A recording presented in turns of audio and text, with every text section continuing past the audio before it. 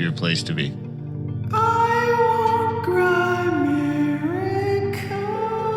Maple syrup is the best. It's so good. Oh. I want Grimerica. Just be present with me and love me. I want Grimerica. Wow. Wow. Wow. Wow. Wow. Wow. Wow. Wow.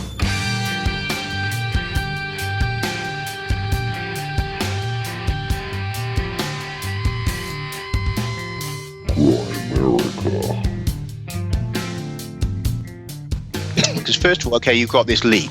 How does it happen, this genetic leap? Okay, maybe just through luck.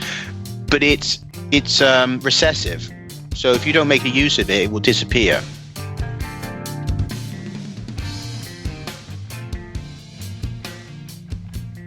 Okay, guys, welcome back to the Grimerica Show. We are going to be chatting with the fabulous Bruce Fenton a little bit later about his book, Exogenesis, talking about the possibility of life originating off of Earth. Of course, his last book was Into Africa. Now it's Into Earth. We got Graham from Earth Dunlop here helping out with the intro, everybody's favorite podcaster. Taking a little time this week to hang out with some family. The fabulous Mary Dunlop's in town. As you guys know from, I can't remember which episode. Oh, yeah. We had the moms on. Yeah, we had the mums on. Yeah. Like, must have been 3 years ago now. We were getting sick of the mom jokes, so we actually had them on. Didn't stop the mum joke, so. No. Yeah. No, it's good. Slowed them down. Yeah. Yeah, hybrid humans. This is a great conversation. He also kind of wraps it into, like, we talk about his book, obviously, and all this stuff, but then he wraps it into, like, what's going on in our contemporary culture, really. It's pretty cool. It's a great chat. Bruce is always fun to chat with. He's a pro. How you doing, buddy? Good. Yeah? Living the dream. Oh, yeah? Yeah. Killing anything lately? I caught some fish yesterday. Oh, nice. Couple of fish. Good. Had some fish tacos. Really? What kind of fish? Pike. Oh, pike. 2 walleye and a pike. Oh, yeah. Okay. Cool. Yeah, it was all right. Had some nice fish tacos, a little spicy. Yeah. And that's it. I might go try and shoot a deer next weekend. Oh, yeah. I got the fridge plugged in for you if you need it. So Do you? Well, I got my little deep freeze there. Oh, okay. Should I unplug it then? Or? For now. I'll tell you what. I'll just unplug it. it and save the energy. Then it won't be cold. Just give me like a day's heads up. And All right. I'll call you from the field. I've got it. I got it. The eagle has landed. Because if I shoot something big, I might want to pile up some meat in that motherfucker for a couple days until I process it. Yeah. Cool, man. That's good. You should come out. Yeah, I'd like to one day. Maybe not for the hunt, but just to learn how to shoot. The hunt. We'll cut out after we get it, we'll get you inside there for a picture. I've been practicing my pistol with the new game I got. Luke Skywalker. My sister bought me the Oculus set, the newer one. The Rift? No, Quest. Quest? What's that? It's the newer version. So you have a VR now? Your sister bought you a VR for your birthday? Yeah, pistol whip. I'm practicing my shooting with that.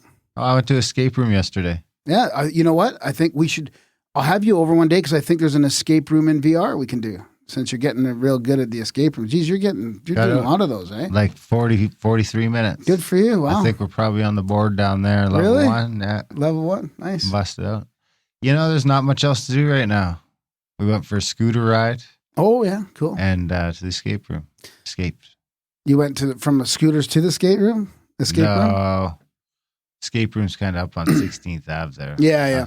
Yeah, those scooters can get pretty expensive if you spend too much time on them. I spent you can do like $50, I think. 20 minutes you can do. Yeah. If you want to keep it. If you go like to 40 or 50 minutes, you're spending lots of money. $100 goes by in no time on those and then scooters. I accidentally went out of the zone.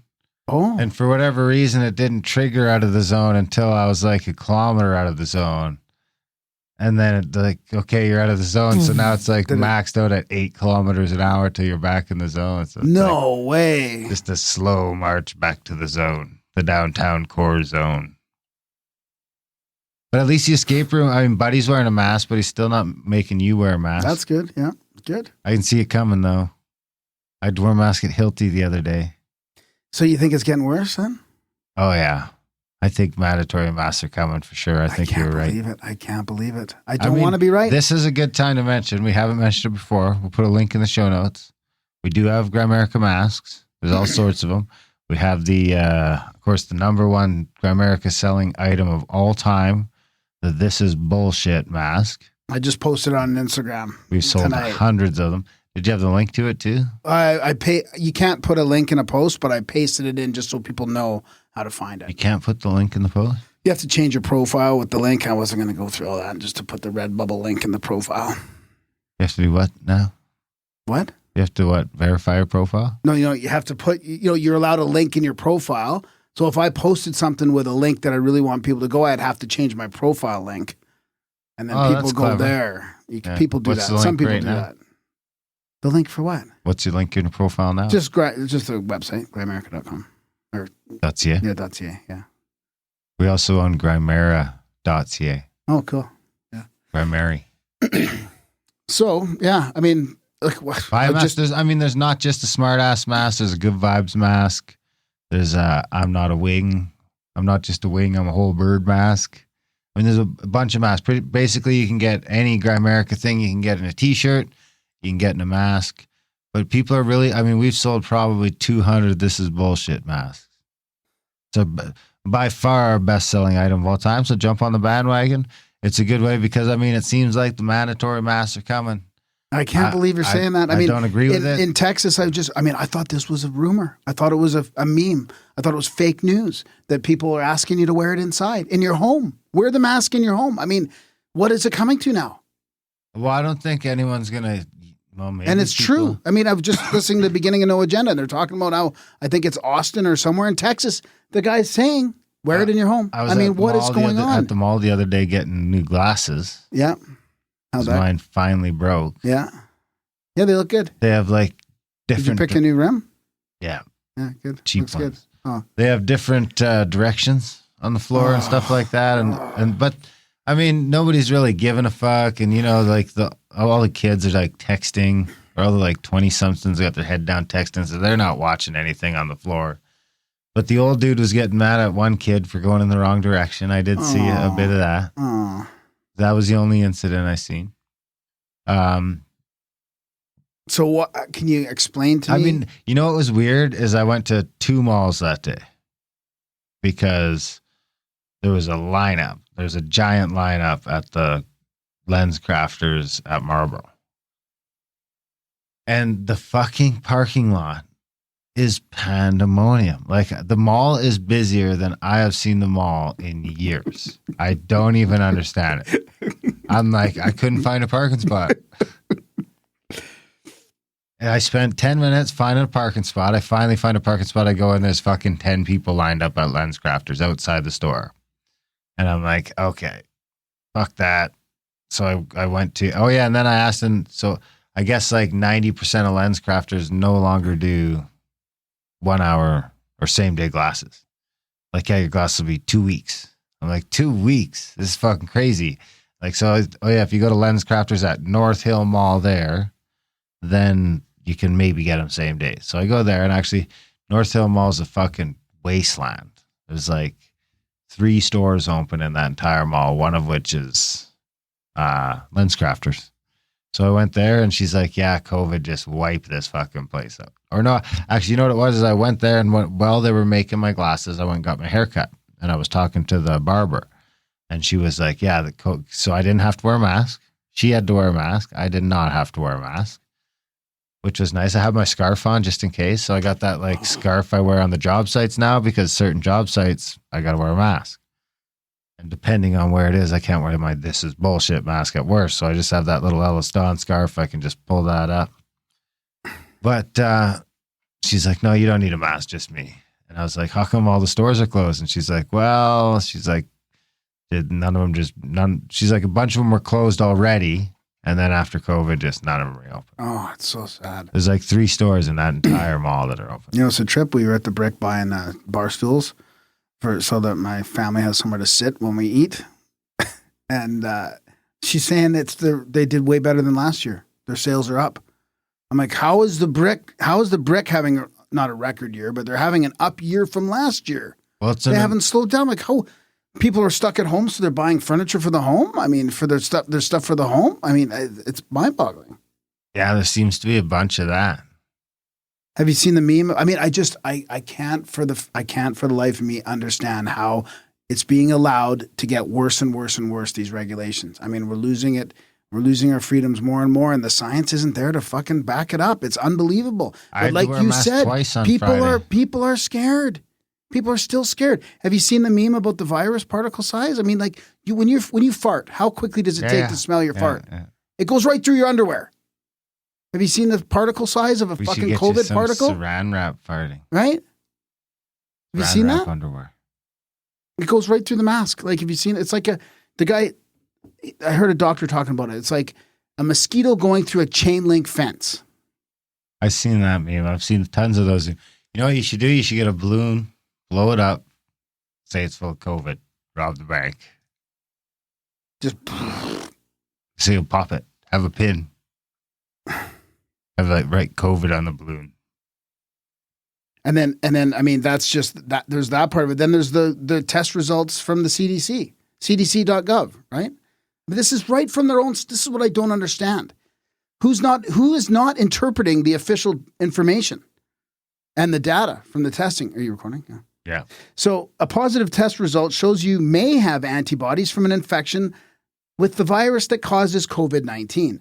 However, there is a chance a positive result means that you have antibodies from an infection with a virus from the same family of viruses called coronaviruses, such as the one that causes the common cold.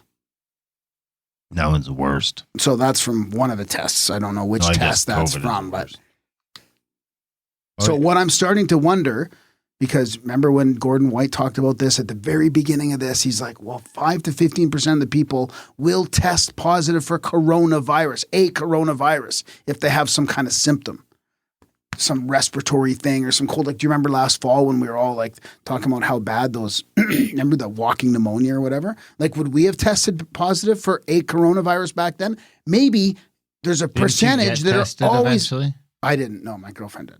Oh, they didn't test you both? Maria did. No. I thought they test you both. No, but what if, I mean, it's starting to seem like this. What if there's always going to be a percentage, like, I don't know if they're testing for this proper strain, the strain that came out of Wuhan lab. Are they? Like this, obviously this thing I read from the CDC, that test, whatever test they're talking about, doesn't test for that specific strain. So I feel like what the fuck they're doing. I feel like they're just, well, I think they do. Either they're really inept, or they're really smart and they have this whole thing planned. And they're like, look, no, if we increase the testing, there's going to be 5 to 15, because I think the 8%, I mean, I think it's around in Alberta, it's about 8% positive results from tests. You're going to always get that. Are we spiking? The beach was fucking packed yesterday. It was fucking crazy. Like pandemonium at the beach. It was unbelievable. There was a fire truck going. The sirens were going off. I don't know. There's the new cases, so it's leveled out at the bottom. You know, I'm showing you a graph. It's leveled out to like, you know, a couple hundred cases for a rolling 3-day average or something, and that's in Canada. I think that's for all of Canada. And then look at this graph. I mean, it's mind blowing. It's mind boggling. There's a big thing in March and April, a big spike, and then it goes down to the very, very bottom. It's not mind boggling to me. So and it's going to get worse, right? Like all the graphs in my vaccine books. It does look like all the graphs, and exactly. You know, this is where we started to wear masks. How can 80 days after the thing? I see. I feel like I'm living in a fucking dream or a nightmare. And I mean, thank God that we have these communities, like the people in our chats and the people in the Cruising with Steak chats and the other podcasters that we listen to and all that. They just don't buy conspiracies either. They're skeptical of the conspiracies. And half the people in our chats are talking about COVID, and then it seems like another half of them are just completely oblivious. It's a nice mix. What do you mean? T-Bone's out in his kayak. Oh, yeah. COVID doesn't great. exist to that guy. Exactly. It's awesome. So, speaking of conspiracies and all that, I mean, they're not even buying into the Wayfair, right? I mean, it's really interesting to see what's happening with the psyop. I mean, I'm not. I actually asked. So I asked Natasha about that this morning. Yeah. To get she's kind of she's very skeptical about most things. Yeah. Does she know about it though? Does she know what's going on? And right away she was like, "That is fucking sketchy." Yeah. That seems sketchy. Sketchy as in what? Like they're up to something. Yeah, I know. But then you talk to the people that are into conspiracies. Like I popped into Cruising with Stakes chat and they're like, they don't buy it at all. And Alex Jones isn't buying it. Jay Dyer isn't buying it. James True even says, this has got people focusing on this fucking pie in the sky thing about all these, your prana is being siphoned to this electronic conspiracy that's happening in the world when your kids are about to be mass abused in the fall, in September. The real issue is your kids, millions of kids, are going to go to school and have to wear masks and be social distance and have all this bullshit happening to them. And then and our attention is taken away to some, conspiracy about all these online stores selling humans. But we should talk about it. We have to talk about it because well, I don't have a theory. I just want to I don't even know what to believe, but it's interesting no matter which way it's spun. If it's a complete psyop and this is fake, it's deep, deep fake. I mean, it is for somebody to put all this together because they're still coming out with little bits for you to grab onto today. Because I saw this on Friday, Saturday, Sunday. It's Sunday night now when we're recording this, and there's little bits adding to it. I seen the video of Buddy at the night that Trump won. What? Looking fucking devastated. This is the boss over at Wayfair.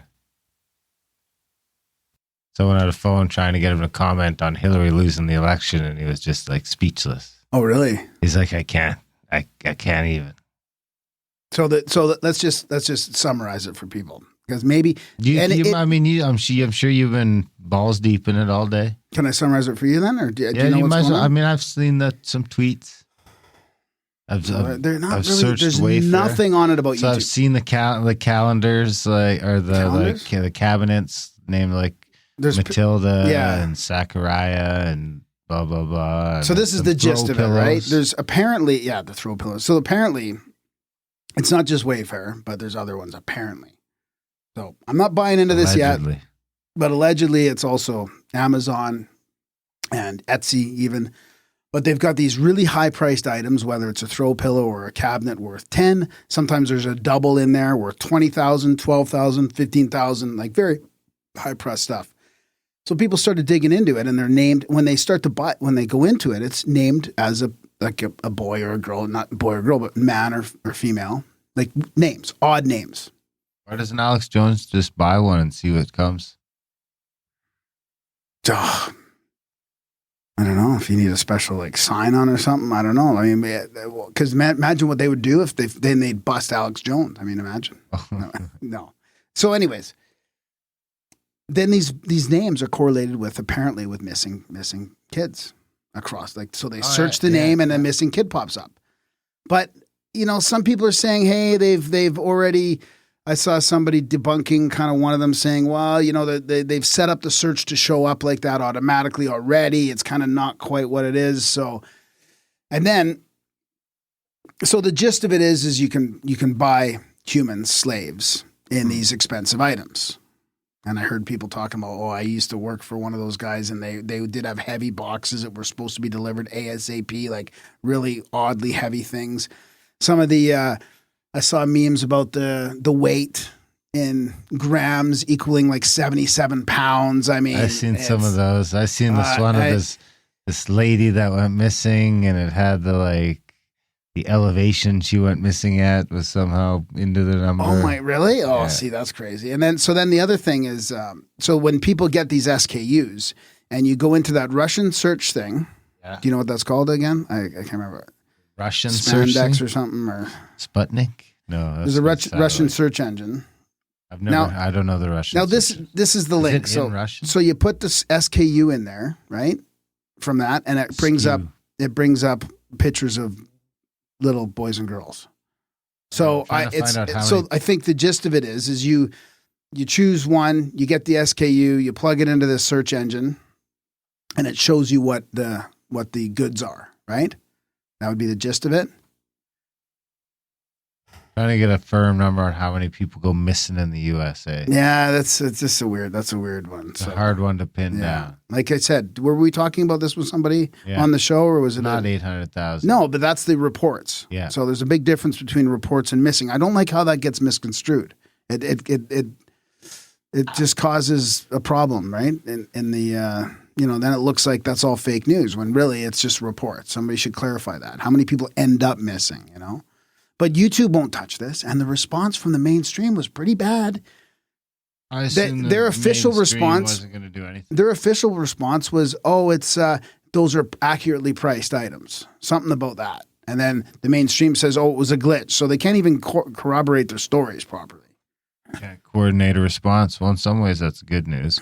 But it seems like there's no reporting. I mean, It's a pretty ingenious way to sell humans. I mean, you got to admit, and hidden in plain sight. Hey, there's a real expensive thing in here. Click it on, boom, boom, boom. You get that delivered. There's got to be another vetting process, though. Like, what if somebody just does it by accident? And then, one of the official response was, we cancel those expensive items before shipping. And then what? It gets routed through the special delivery I thought process? They said the cabinets are worth it. That's what I'm saying. There's a disparity, but somebody said it was a glitch in the mainstream. That must be a glitch on the pillows, but not on the cabinets. And then there's pillows. But they said they were have you still seen gonna- the reviews on the pillows? They said it was a glitch on the pillows, but they're going to take the cabinets down until they can get some better pictures of them. Have you seen the review on the pillows? No. There's like half a page, 1-page review on the pillows. I bought these pillows for my private jet, my yacht. They were amazing pillows. And the review goes into all this information. Like, you're really spending like 3 paragraphs on a pillow review? A $12,000 throw pillow review named Elisa or whatever? Must be slaves, right? Slaves for the yacht. Yeah. I mean, how can you really explain a whole whack of huge pillow reviews? Do you want me to read a couple of them to you, maybe? Or do you want to get into it? Ooh, I feel like I almost need a jingle. Graham No reads jingle. Child trafficking. No jingle. reviews. No. No, I honestly, I don't even know if I want to talk about it. Like, I don't want to propagate this if it's wrong, but I also think that, what if it's not? Well, let's stop a gate where we are then. Oh, the reviews are too small. I can't really read them. That's all right.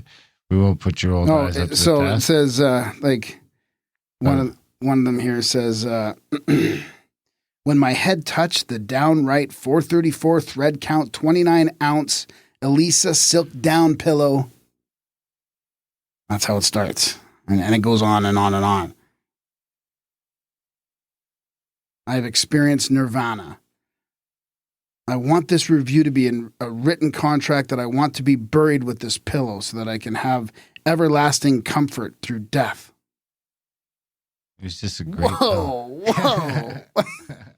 Like, really? Sounds more likely like a fake review. 4 stars because the box had a dent in the corner. How are these Amazon employees handling these boxes, their boxes? I think the kid had gnawed a corner out.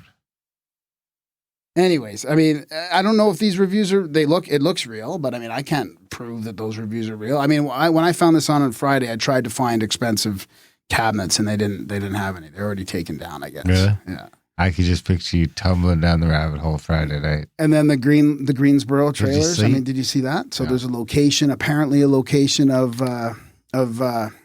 Wayfair. Did you sleep Friday night? Yeah, dude. Yeah, fine.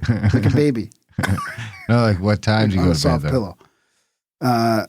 On Friday? I don't know. 6 Normal time, a.m.? 11:30. Yeah. Apparently, the location for storing this stuff from Wayfair is like a bunch of trailers. There's a picture of a whole whack of trailers at the location. Like, again, I don't know if it's verified, but this is what this is the stuff that's being dribbled out over the last 3 days. Like, literally dribbled out. Like trailers, like Just a bunch of sea can, like large 40-foot sea can trailers, like just they're a stacked. shipping company. Yeah, but exactly. So, but there's no warehouse, I guess. It's all trailers. It's just a yard with trailers. No warehouse. What do you think's in the trailers? Then there's something that's been debunked, that operations director that's hanging out with Ghislaine. You see the picture of them, and they're saying, oh, that's the operation director from Wayfair. And then somebody says, no, it's not. This was a long time ago before Wayfair was even a company. The project operation. And then did you know about the Russian search engine is funded by Abramovich? I mean, No. again, this all could be fake. But if it's not fake and there's these little things like, if Abramovich really did fund the fucking search engine that's has all this database of all this, the SKUs, I mean, come on. It's just mind-boggling, the connections. Tumbling down the rabbit hole. What does Wayfair stand for? I always thought it was Wayfarer, like Wayfarer, like finding your way, like traveling on a ship, Wayfarer. It's Wayfair, right? It's, Waif. No, it's Wayfair. I know. But Wayfair, right? Oh, no. If it was waif, then it would be Wayfair. No. Doesn't matter. You can put them both together, right? Wayfair. So we could just make up whatever, we could just do whatever we want to get the desired effect. If you say Wayfair, it doesn't, it's still it can still be two words. The F is silent on one of them, either at the end of the first or the beginning of the second. Of course. So you're using the F in both words. You're just cutting that F right in half. Have you read the definition of it? Yes. Have you? A homeless child. Yeah. Right? A waif. Malnourished. I mean, so malnourished. Is it just, are they throwing it in your face? I think It's unbelievable. It also makes like the Wayfair. Yeah. And then fair, F-A-R-E. I mean, could be Wayfair, A-H-E-I-R. Yeah, I think the name is a stretch. Waif? Yeah, I'd leave that. Fair? You can't use the F on both. Of course you can. When you say them together, the F disappears. Okay. But then, all right. I think that trying to make the name about waifs is hurting the cause. I don't know. I don't know, dude. It's just muddy in the water. Things. It's. I mean, I read this great article talking about conspiracies and propaganda and all that. How they're throwing this stuff in our face to basically so that we lose trust in Western civilization and the institutions. Same with 9/11. Same with all this other stuff. They could have planted mass weapons. They could have planted weapons for the war in Iraq. They could have done all these things to really hide, but they put these things out there. It's like it's a purposeful destruction of our trust in the institutions of Western society. Just like this now. Throw another level at it. Right after Ghislaine gets arrested. There's zero trust left. Like it's the destruction of Western society. Amazing. And this is Paulie's another taking part credit. of it, right? Amazing Paulie's taking credit. Of what? Wayfair. Oh boy. Really? Yeah. I haven't seen there's nothing on YouTube about it. I haven't seen anything on YouTube about it. Nothing's come through my feed at all. I'm sure if I could find it if I search long enough, but usually this type of stuff that comes out in the culture war right away shows up on my feed right off the bat. I mean, I'm even subscribed to Amazing Paulie and a lot of people that would talk about this. Nothing. I can't get anything off of my like recommended videos are all unspeakable and kid stuff. Yeah. I give the kids their own YouTube account there to use, but they don't give a fuck. They just use mine anyway. So now I get 3 pages of kids YouTubers and. So Amazing Paulie's she pulled a lot of these threads together, or? I don't know. I just seen her on Twitter because someone was saying that they thought maybe it was because Ghislaine got arrested. Yeah, I was wondering about that myself. Yeah, I was wondering about that myself. No, it's because of me. I thought you might know something about that. Not about her, no. I haven't seen her deconstruction of it at all. I mean, I'm just leery about the whole thing. What do you want? What do you got next? You want to go to a quote? Yeah, man. I opened I up the don't see- book. Oh, you do have the book? I didn't opened up see the book and I found the perfect quote. I opened up The the page to the perfect quote. perfect quote. Just open it up there. I did, yeah. And I'm going to get you All to right. guess I'll who give you a wrote it. 5.8. What? You don't like the 5.8? On your little synchro there? You had a little synchro. I gave you a 5.8. I thought you'd be happy. Never happy. Happy birthday, by the way. Thanks, buddy. I don't have a happy birthday jingle. How's it feel to be a half a century old? It feels like I got a half a century left. That's a good answer. Yeah. 10 at least good. If I can keep my wits together till I'm 100, then I'll be happy. Your wits are fucking failing now. I know. It's a long 50 years. But, time goes by quicker as we get older, so it'll be like 25 years. So you're saying 50's the new 75? Darren, can you guess it? It's the profound quote of the week. Can you guess the human who spoke it or wrote it down?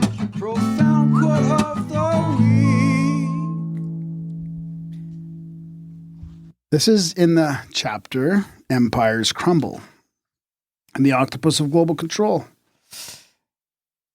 The best way to take over a people and control them utterly is to take a little of their freedom at a time, to erode rights by 1,000 tiny and almost imperceptible reductions. In this way, the people will not see those rights and freedoms being removed until past the point at which these changes cannot be reversed. I feel like they're kind of moving faster on those rights being taken Chomsky. away. I mean, I feel like we're at the point now where we've been through the 1,000 little things and this is the end. This is When you have to wear masks at home and kids have to social distance, even though there's a 0% chance of them dying and there's very little chance of asymptomatic spreading. Well, the Alberta It's- school says they will not mandate masks for students or teachers. Fantastic. Are we in the last little I think we're bubble of supposed to go to freedom? the last phase tomorrow, phase 3. The beach is fucking packed. I know. Like, I do. I'm telling you, Did we you drive might by be in the beach last. other day? Yeah, I It did. was I know. fucking like unbelievable. I was like, what's I came going over on? the bridge. here? I was like, what? Look at all those people. Nobody with masks. Not a single Thank mask. God. At least we've got our lovely.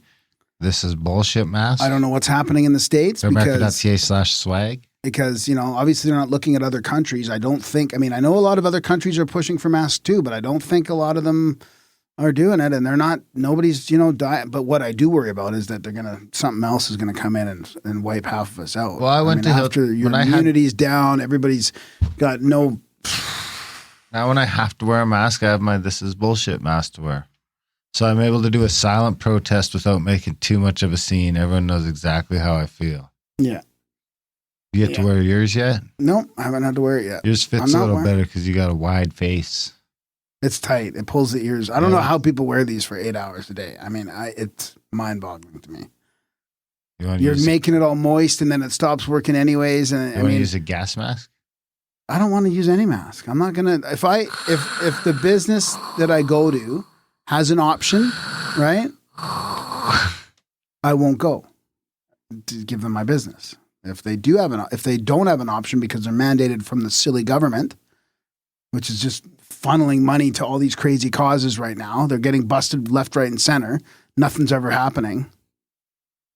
Well, yeah, the federal Yeah. government is. The provincial government is fucking broke for all intents and purposes. We should just come on, Trump. Just take Alberta. No.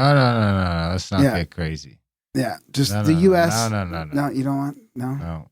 At least they'll I'd buy our rather oil. succeed. They'll buy our oil I'd rather succeed. just on our own. Yeah. Yeah, that's a good point. Yeah, Let's not yeah, maybe you're right. join the empire. Then we'll just sell them stuff directly. We'll sell everyone stuff. Yeah, yeah, that's a good idea. Let's do that. All right, you run. So, Actually, no. who said the quote? I said Noam Chomsky. No, it's not Noam Chomsky. Oh, Adolf Hitler, really? psychopath. Say That's what it says there.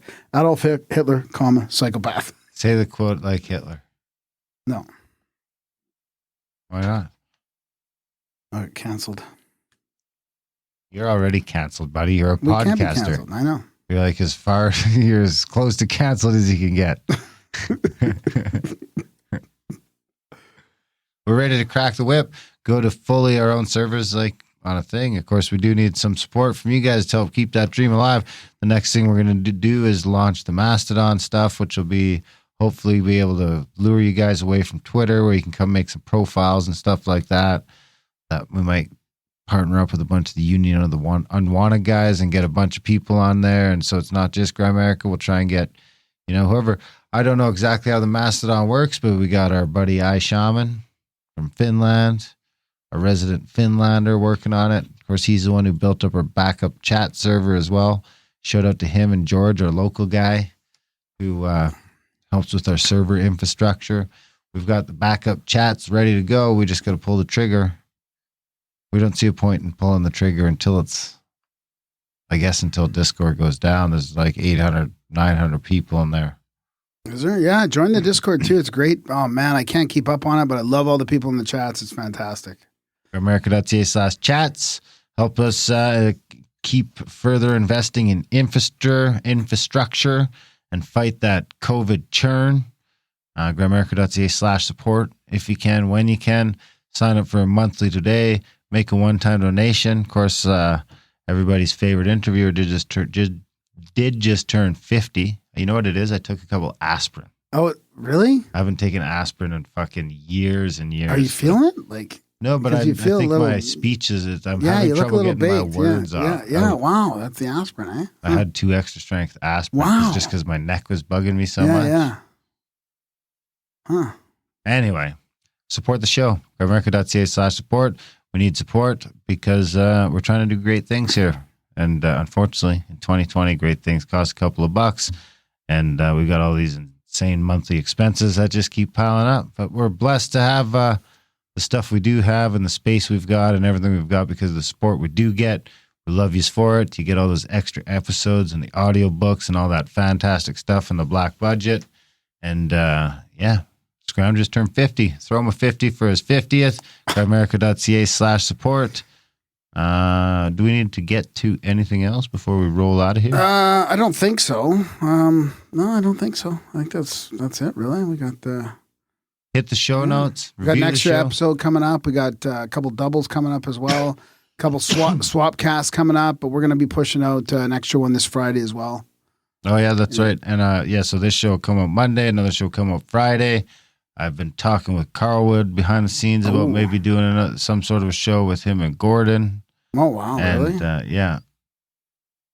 So we'll see what happens. Maybe for THC, I believe, but we'll see what happens. We got a swap cast coming up with Ripple Effect too, and the Grumpy Old Bens. We're trying to schedule one from them, and maybe the Union of Unwanted if that keeps going in a week or two as well. So lots of shit going on. The fun never stops. Grimerica.ca/support. Sign up this week, please. Grimerica.ca/chats. Sign up this week. Sign up for the newsletter. I mean, the newsletter is sort of that last line of defense. If the chats get burned or the RSS feed gets burned, we've got all this great backup stuff, but the newsletter is where we'll be able to email out like, hey, we got nuked. Here's all the new information. Yeah, that's a good point. So you definitely want to be signed up for the newsletter. Tens of thousands of listeners. There's only like less than 1,000 people sign up for the newsletter. And I mean, what's going to happen now is if some shit went down, everyone's going to start emailing Graham. Graham's going to get fucking 15,000. Graham at Grimerica.com. Yeah. GRAHAM. And I'm on, and Graham's on Instagram as well, and Darren's on the Twitter. Twitter. Well, you're kind of on the Twitter. You got to at me. Yeah. And you can at me on Instagram too. Yeah. The Twitter's it does suck your prawn out. Oh my God, yeah. Even Instagram, I'm telling you lately, it's just so full of, maybe because it's the bubble that I've surrounded myself with in this community, that it's just memes of hypocrisy rampant. And it's just hard to take sometimes. It's like, oh my God, it's so, on one hand, I'm super grateful. On the other hand, it's so disappointing to see that the revolution is happening this way. We should get you out on a hunt. Imagine if the punk rock bands were singing back in the day. Like, what was that one? The Machine. What was that? The Rage Against the Rage for the machine. I mean, when your counterculture revolution is backed by the mainstream media and the corporate big tech companies and all this, it's not really a counterculture revolution, is it? Is that a hint? Yeah. How would the punks be singing about this 20, 30 years ago? They'd be saying, fuck the president. Yeah. But yay, corporations. No, they wouldn't. Yeah, they would. I mean, if they'd seen this happening, censor people, yay. No more free speech, yay. Yeah. Who's doing that? Oh, Rage is doing it. This is what the punks would be singing. This is what's supposed to be happening in our culture right now. This big push against, this revolution. There's got to be some songs. The revolution backed by big tech. Is there any masks? Yeah. And backed by the media. Good job. The revolution is Trump versus the globe. We got the worst revolution ever. It's Trump versus big tech and fucking the corporations. It's just like a couple of fucking... The military-industrial complex. The military-industrial complex versus the corporation versus the rest of the fascists. It's just like, yes. And a vote for total fascist domination. Dun, dun, dun. It's just like... Couched in freedom. All over the place. Yeah. We're losing it. Little bits at a time. We got to get you out on a hunt. Yeah, man. I'd like to do that. Okay. Let's do that. I'll do that. All right. Friday. You can sit next time Maria goes to see her son, and I'll come out with you. Is Maria in town now? Yeah. Oh, that's nice. You guys enjoying the extra space? I love it. Absolutely loving it. I can stay at home for 2 weeks self-isolation. We might have to after we go down to the States. Yeah. After we cross the border for essential travel. I'll give you a Grimerica letter. We better get a letterhead going. Yeah, a letterhead without the doobie and the mouth and the moai. Yeah, we'll use a stamp. We'll use a stamp logo for the letterhead for official business. I can use my Knight of the No Agenda, my Sir Grey of Grimerica stamp from the Knight of No Agenda. I got the wax and everything. Seal the letter? Yeah. You could do that for my letter. Yeah. You're going to write my letter, I'll write your letter. Yeah. Graham has to go over the border. All right, guys. Enjoy the chat with the fabulous Bruce Fenton.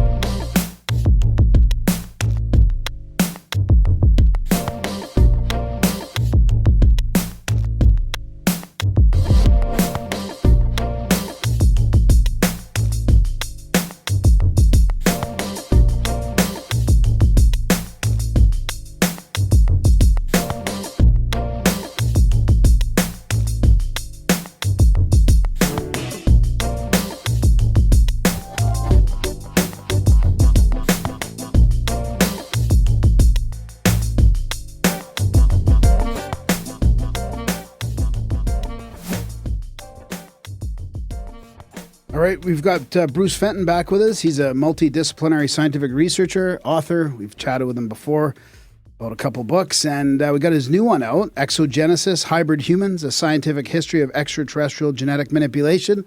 We're going to try and stay away from current events and focus on this awesome work. So welcome back, Bruce. Thank you very much for having me. Yeah, I'll take a break from dealing with everything that's happening pretty much in the world. There's not much good we can say about the world. Yeah, let's try and just calm down and talk about our history. Well, which is interesting because the history, I've been learning more about history, like, contemporary history the last couple 100 years. And I feel like this is all sort of part of the plan. But I mean, how does your book kind of fit into the contemporary narrative? Yeah, well, I think that the subject of rewriting history or, reinterpreting history, obviously is a massive thing right now. And again, that does touch on current events without me going too far. So I think in some respects, it comes back to that idea that he who controls, the narrative of the past, controls the future. If you control the present, you control the past.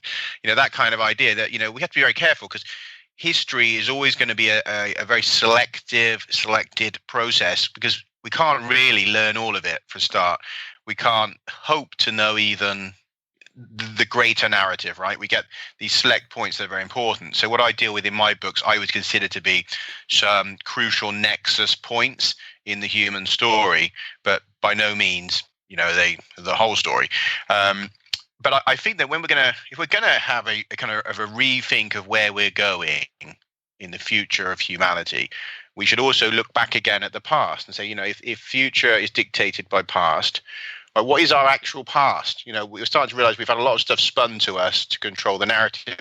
Obviously, the school curriculum selects a particular narrative that suits creating, good little workers for society. So there's a narrative there that's been spun by somebody. The society itself is, there's certain people are chosen to be represented as heroes, historically worthy, and all of these ideas. So again, it's always been a case that history has been selectively brought in to create our social reality, our norms. And all that.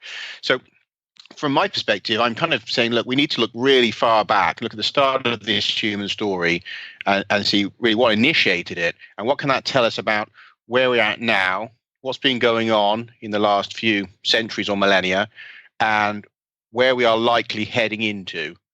Now, obviously, I will bring that to some more specifics of why I say that, but I think that's really what I feel about my work in general, both with this book and the previous works, including Forgotten Exodus and Hybrid Humans. I think really, I'm looking at those points in the distant past, which I think inform us as to who we are, what is the Homo sapiens species, what does it include, which other humans should be in there. I would say Neanderthals, Denisovans, that are all Homo sapiens. So that, again, is part of a narrative that's been spun to us that these were other, hominids that were kind of really different to us, different species. Again, I think that's a narrative that's been spun to us. Also, the idea that we killed them all off, I think, is, again, these are selective narratives, right, where we're painted as this crazed killer that emerged from Africa, right, and is just slaughtering everyone that crossed its path. Again, what does that do to our cognitive state of who we are today? If we're told that, we are the great killer, we killed all the large mammals, we killed them off, we killed the other humans. So, I think there's a lot in our selective history story that really needs closer looking at and needs rewriting. Now, if we go even further than that, we get to what I posit as being a ET involved, story that goes right back to the beginnings of this planet. So I won't go too off without bringing that back to you, but that's kind of what my work, I think, is about. Yeah, it's great because I feel like there's two points when history is obviously created by the winners, but then there's also the almost unintentional disruption of history, like with your other book, The Into Africa. The beauty about talking to people like yourself is you've grabbed this evidence that's already there, that's in the mainstream academic world, and you're putting together the puzzles in a different way. So it's almost like there's also that unintentional where somebody comes up with something and it grabs on. Maybe it is intentionally grabbing on to show a different history, but the evidence is right underneath, showing a different story. So is that kind of similar to this one as well? As if you go back far enough and get into the genetics, it shows somewhat of a different history? Yeah, it is. This book is different in that it's a combination of looking at the existing information that's in academic text. There's a lot of that in there again, but also my own evaluation of the current events in the ufology, how I see the failure in SETI science, why I think science in general has failed with some of these more fringe topics, what the cognitive dissonance problem is, why that's there. So I look at some of that as well. So some of it's my own analysis of the greater picture. Also involves what I suppose we'd consider, some quite peculiar events that have happened in recent history, including what I consider to be a kind of a contact event with an intelligence, and that intelligence providing usable information that has helped inform my research. So there's that aspect to it, which is not like the previous book, which was almost entirely me reevaluating academic papers, mainstream studies, news stories, and that kind of evidence. Whereas this one, is a combination of that with some really, I guess you'd say, some full-on, very strange elements plus a lot of my own, my own Wow. interpretation, my experiences as well. Really, from a greater intelligence. Maybe you can expand on that a little bit. Yeah. A little bit. Sure. Right away. Yeah, I mean, in a way, it's a good place to start. What happened was there is a artifact in Australia called a Chiringa.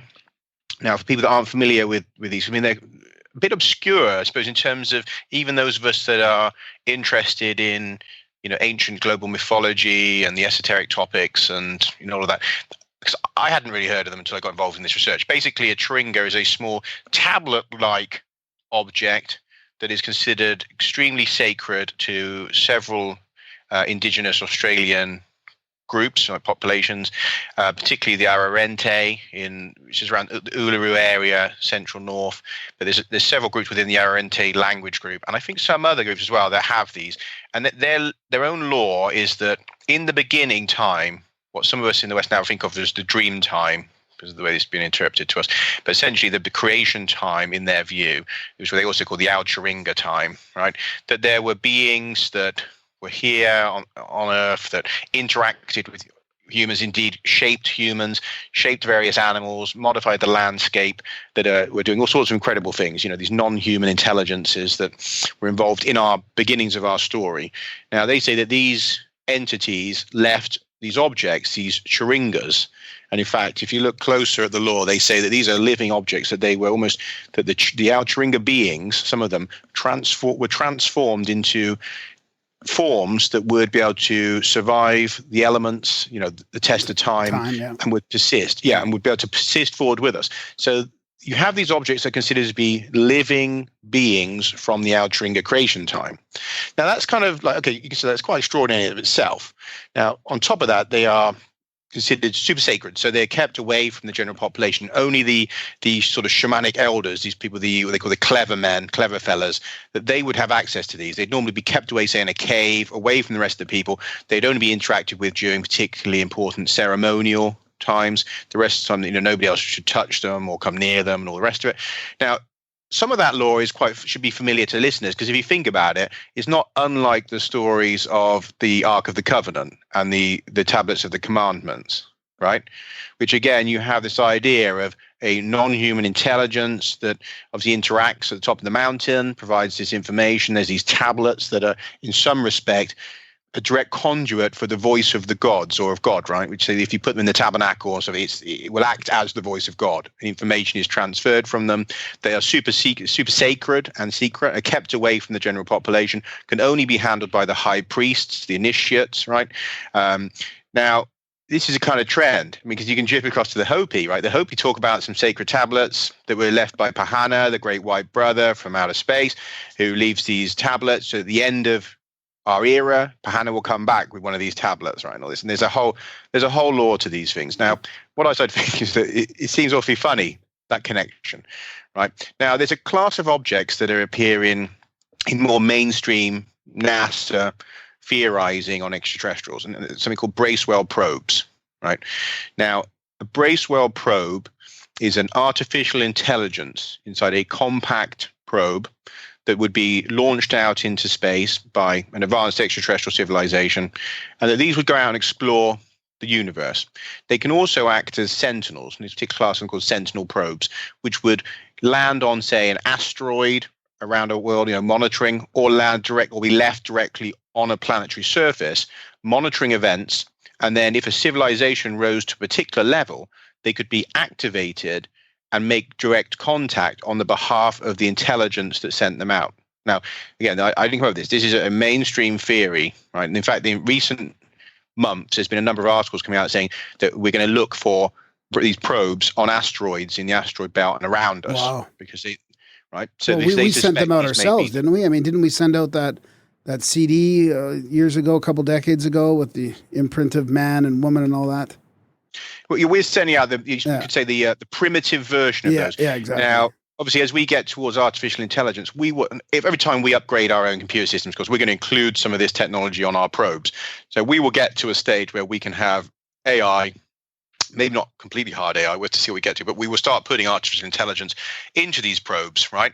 So if you imagine a civilization that is, 100,000 years ahead of us, and what kind of AI they might be able to upload into a probe, right? So you think about that. So we have something incredibly advanced, essentially almost sentient life form, robotic life forms that go out and explore on the behalf of a biological civilization. So they don't have to deal with the difficulties of space and space travel. If you look at that same law that the indigenous people are telling us about, it sounds awfully like that they have been left one of these probes, or many of them. If the Hopi have them, if we say the early Israelites had them, and that these groups in Australia had them, it may well be that a number of these existed and were handed down and have transferred around the world, have been, gone to different groups over time. They've been carried in sacred boxes. They've been hidden in caves and all the rest of it. But if it's true what we're hearing here, that they are left by some kind of small g gods or visitors, spirits, whatever we want to give the name to, that it may well be that we do indeed have a number of these Bracewell probes here, and that the Chiringa that I deal with in this particular book is just one of them. But the interesting thing about this one, of course, is it's acted in exactly the way that Bracewell predicted, in that it says if you get, a civilization reaches a certain level, that they can make contact. In this case, we have this lady who has an interaction with one of these, and it begins projecting information directly into her mind. And again, it sounds very woo, but right now in MIT and loads of leading edge universities, we have voice to skull technologies being worked on. There's a number of ways you can use these. One of these lasers projecting information into the ear. Microwaves can be used at certain frequencies that will do voice to skull. And in fact, that's been known for a few decades now, that at the right frequency you can transfer voice information directly into the skull, right? So again, these are not woo-woo fanciful ideas. These are things we understand you can have. So a probe equipped with an AI that can transfer voice to skull information would be the kind of thing we might expect an advanced intelligence to use. Because if you think about it, what better way to communicate with an alien life form than you can directly hack into its mind? Because that transcends all the needs for language, for understanding the culture. If you can literally you have somebody that can hack into their mind, it doesn't matter what planet you leave it on, right? It's going to be able to communicate. Yeah. So this makes a lot of sense.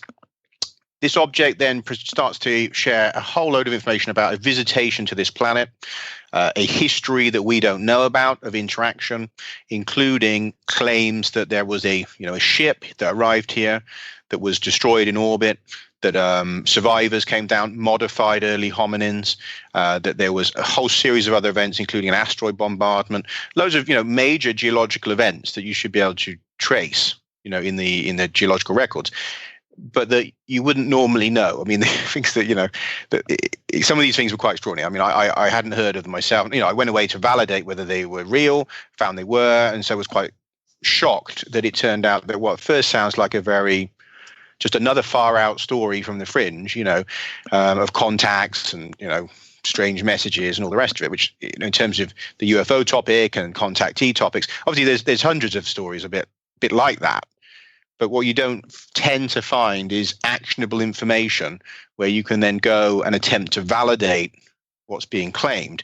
Usually there's just some strange story, right? That the planet Gargalon 7 has this problem and that they live underground, and nothing you can validate, right? Which I've always thought is a problem, because if any genuine extraterrestrial intelligence wants to establish communication with us, the first thing you need to do to trust that is real is some actionable information to validate that firstly exists. Secondly, it has some sort of extraordinary knowledge and something worth even listening to.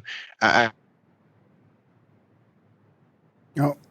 we've lost you. That you actually in a communication. Sorry. Okay, you're back. Hello? Yeah. Okay. So I think I might have saw a show about that a few years ago.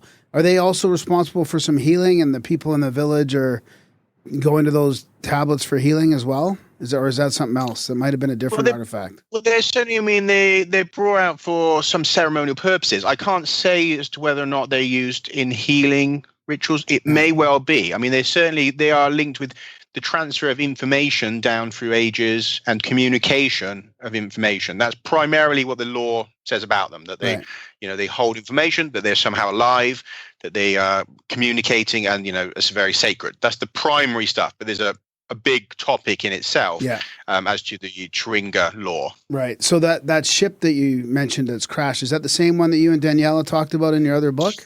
Yeah, so this is an expanded research of the same topic. It being so important. At the end of the day, if it's real, which I contend it is, it's such a massive project that to me to say I just wrote, we do one book, move on, forget about that, and let's go write about Atlantis or so. It didn't make sense. So this is a deeper dive into the same topic with additional information, updates, more of the genetics, and a look at connected information, the UFO topic, abductions, and other stuff that I know would kind of tie into this. And so I've expanded that research project. So obviously you're familiar with some of the core of it. Yeah.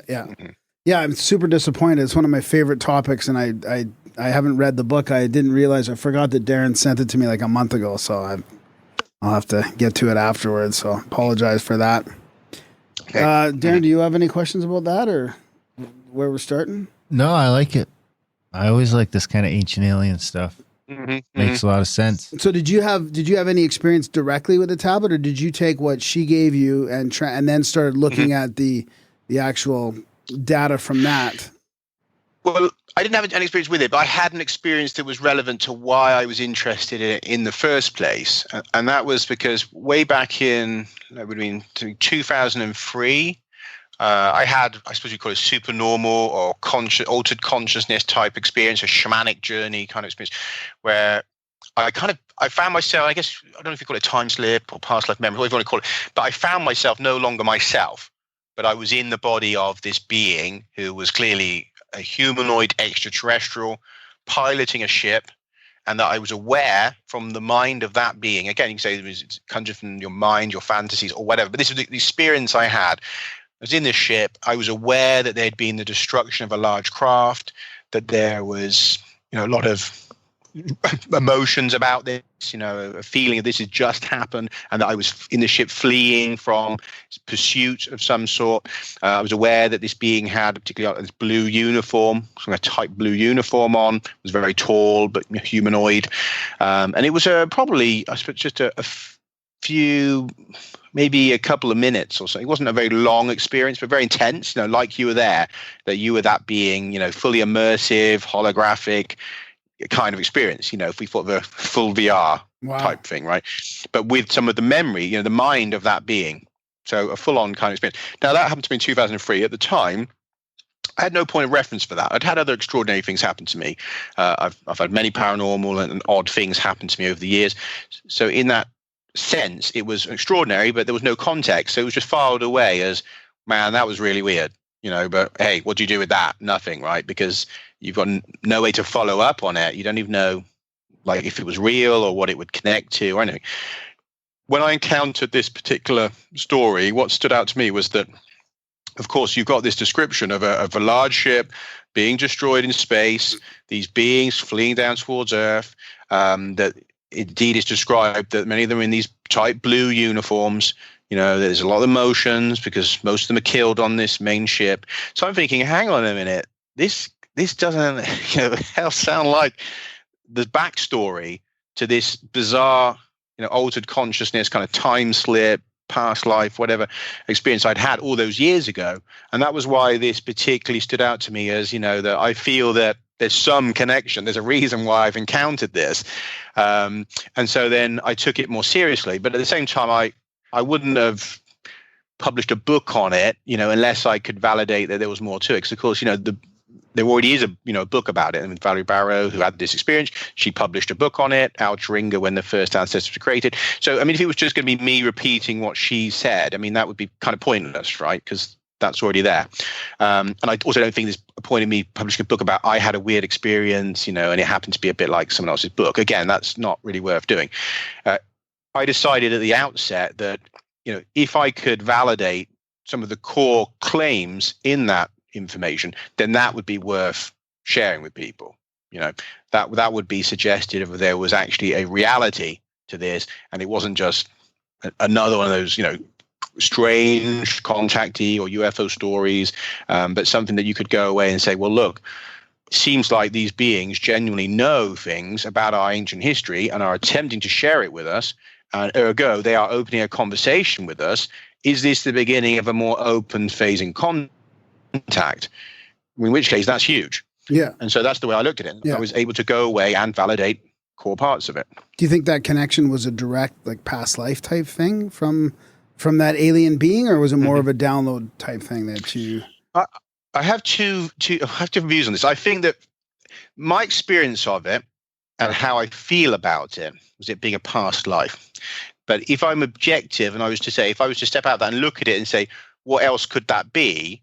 Then I would say, well, look, if there are interdimensional or transdimensional entities out there that are interacting with us, would they have the power to hack into my head and give me that fully immersive experience, even convince me and compel me to think that it was a past life? Then probably yes, right?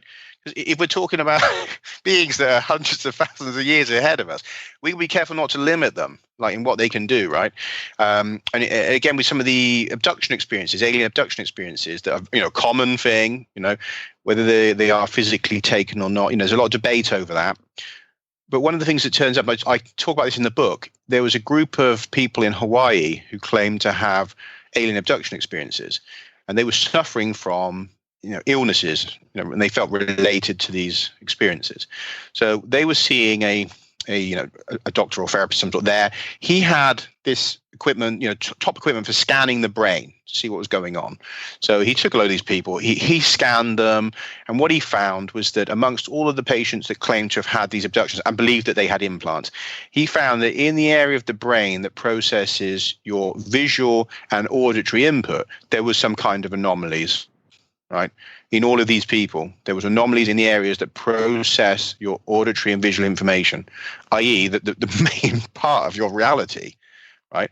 So let's say that there is something hacking into people's brains and feeding in a stream of fake visual and auditory information, i.e. superimposing a reality directly into you. Right.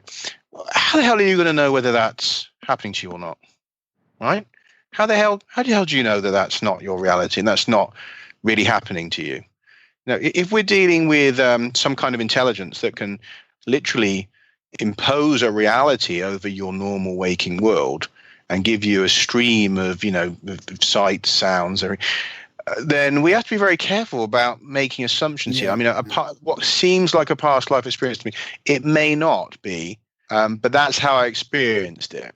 Right. Yeah, I mean, it could be even, my lab stuff could be getting to that level too. I mean, they've been working on this stuff for decades. I mean, 50, 60 years in, secret technological labs can get you a lot of technology. I mean, maybe they're the ones implanting stuff in there for people to have these abduction experiences. I don't know. With some of those experiences, it can be. I think we probably have a mixture of things happening. Yeah. Like with the abductions, some have physical elements where people, they wake up in the woods or whatever, they got no clothes on, there's something physical happening to that person. Whereas others, they're with the partner in bed, and the partner says they never went anywhere, they were just here. Yeah. And yet they will say they had a full-on abduction or on a ship. And, so some of these seem to be happening in an altered state of consciousness. And it's a fully immersive experience. And I'm not saying that means it's not real. Again, we have to start doing, what do we mean by real? Yeah, right? Exactly. Yeah. But they are having something happen to them. And in fact, thousands of people are having something happen to them, right? Much as it gets swept aside, the fact that thousands of people see the same grey aliens or whatever and all on a ship getting their eggs taken. I mean, there's a point where you've got to say that, well, that doesn't seem like a normal dream or, so that doesn't mean it's not real. It's just that's a very modern Western materialist view would say, well, that's not real because, you were still in your bed. But reality is what's happening in your brain, isn't it? Reality is what's happening in your mind, in your cognition, in your perceptions, right? Yeah. So it's real. It's real. And these people, most of them have PTSD. That's real, right? They're really having PTSD from what happened. So we have to be careful. So I think that it could be some combination again of memories from past lives. It could be a combination of the interactions, information being fed in.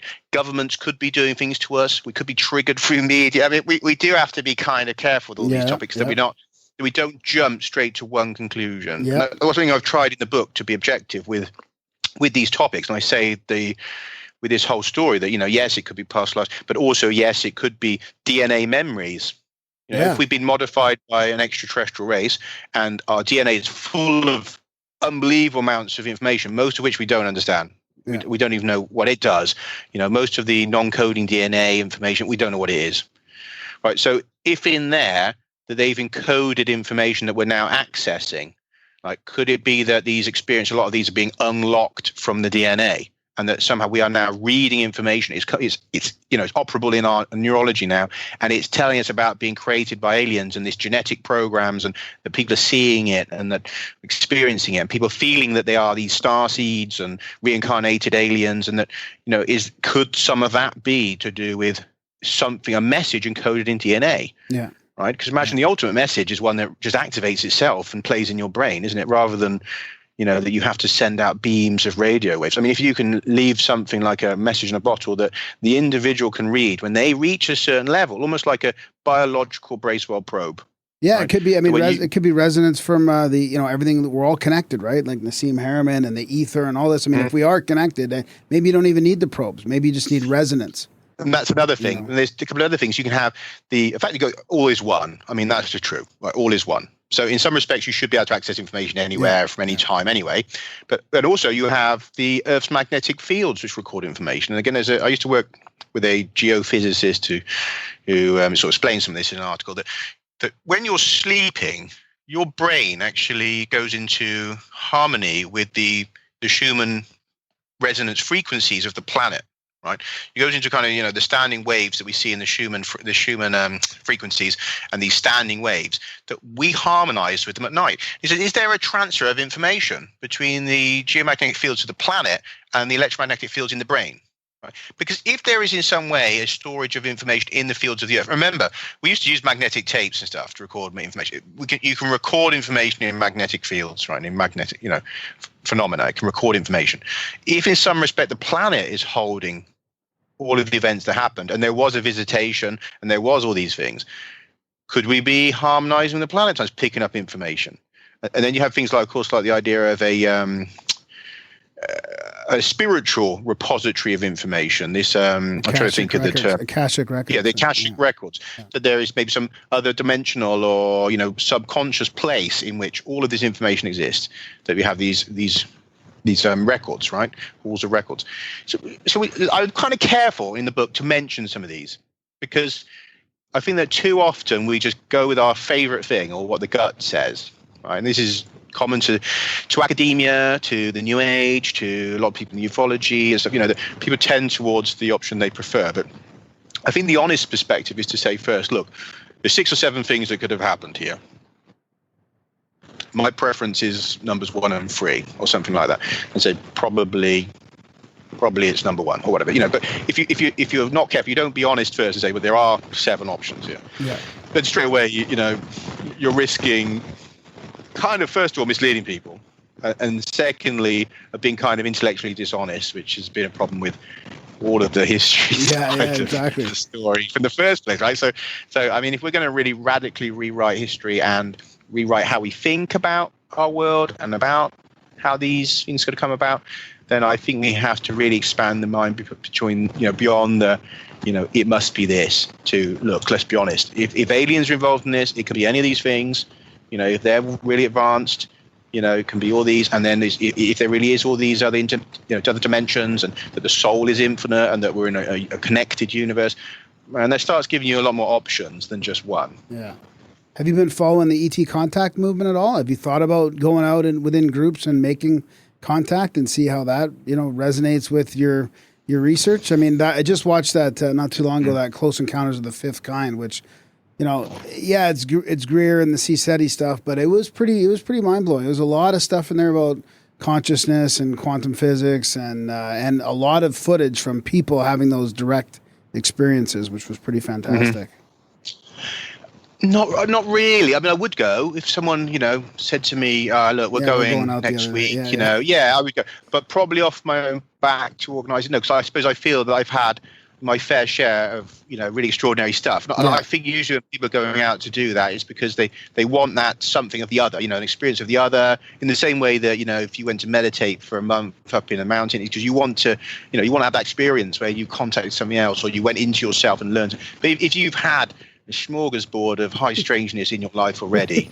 Sometimes you think, well, am I just provoking problems here? You know, maybe have a little break, have some family time, don't ask for more aliens and more spookiness, so for me, I guess, it's different. I can totally understand why people go, but like my wife, obviously she's a shamanic healer, psychic medium. So we have a constant flow of weird stuff going on here all the time. I mean, I totally get that. I totally get that. Some light flying around in the living room a few days ago, right? My wife said there's a guy in the bathroom with a hat, some guy up in the bathroom that she can see. I mean, there's a point where you think, do I need to go to the CE5 as well? Or, just no. That's the truth. And also, I think if we've got this information, if it's true, right, then what I need to focus on is what I've already got and not necessarily ask for more and more of it. Yeah, for sure. What's the good of it? If nobody accepts it when you validate it, what's the good of getting more of it? Yeah, right? No, that's a good point. So, I mean, let's get to that validation. So you must have got back, 800,000 years ago or something when this thing apparently happened. So were you digging into the sort of the genetics of this? And did you find any correlations that you can talk about? Yeah. Well, yeah. And the thing is, first of all, there is a mystery already in the academic records, right? They knew that going back 800,000 years ago-ish, that the human skull basically started to expand. You get this rapid increase in cranial capacity, some other changes in the inner surface of the skull and stuff suggesting there's radical brain changes are underway. Now, this accelerates massively all the way up to modern humans.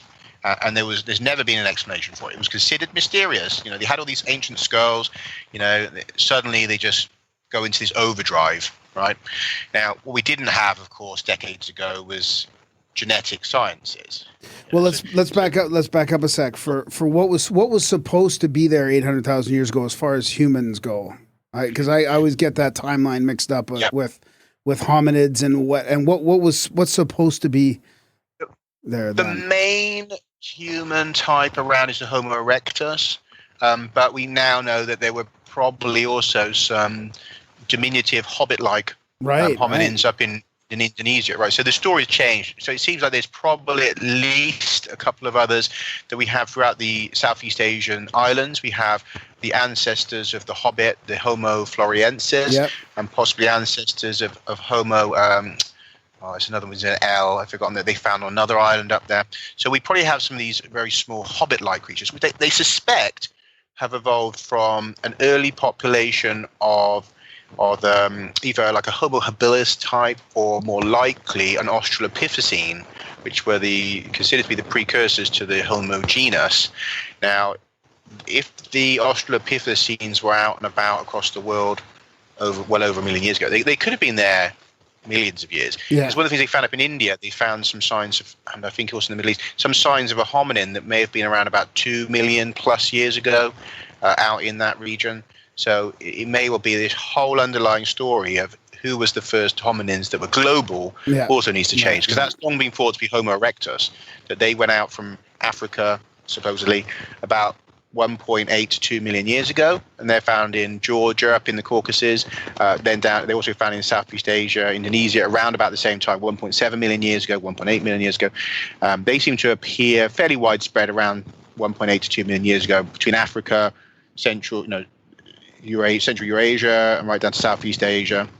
But now, we can't be sure whether or not they were alone now. But what about those giants? Are the main groups. What about giants? Any word on them? So there's legends giants. Well, the only time I can say giants really crop up in terms of when we look at these early hominins is you find that down in South Africa, around about, I think it's about 400,000 years ago, there's a period where Homo heidelbergensis, who seems to have evolved from Homo erectus, they had a period of several thousands of years where they were routinely over 2 meters tall. And that has made me wonder whether these giant stories connect to a surviving population of Homo heidelbergensis, possibly, that were ranging the world.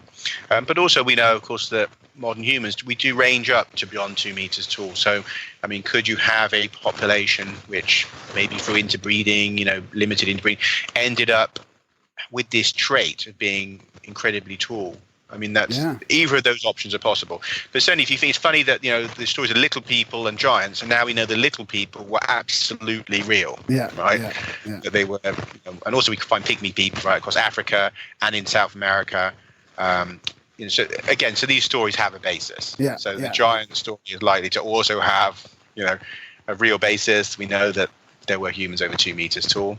So all of these stories that have persisted and that are global, I think we should err on the side of them being true, in some sense. That doesn't mean that Jack and the Beanstalk.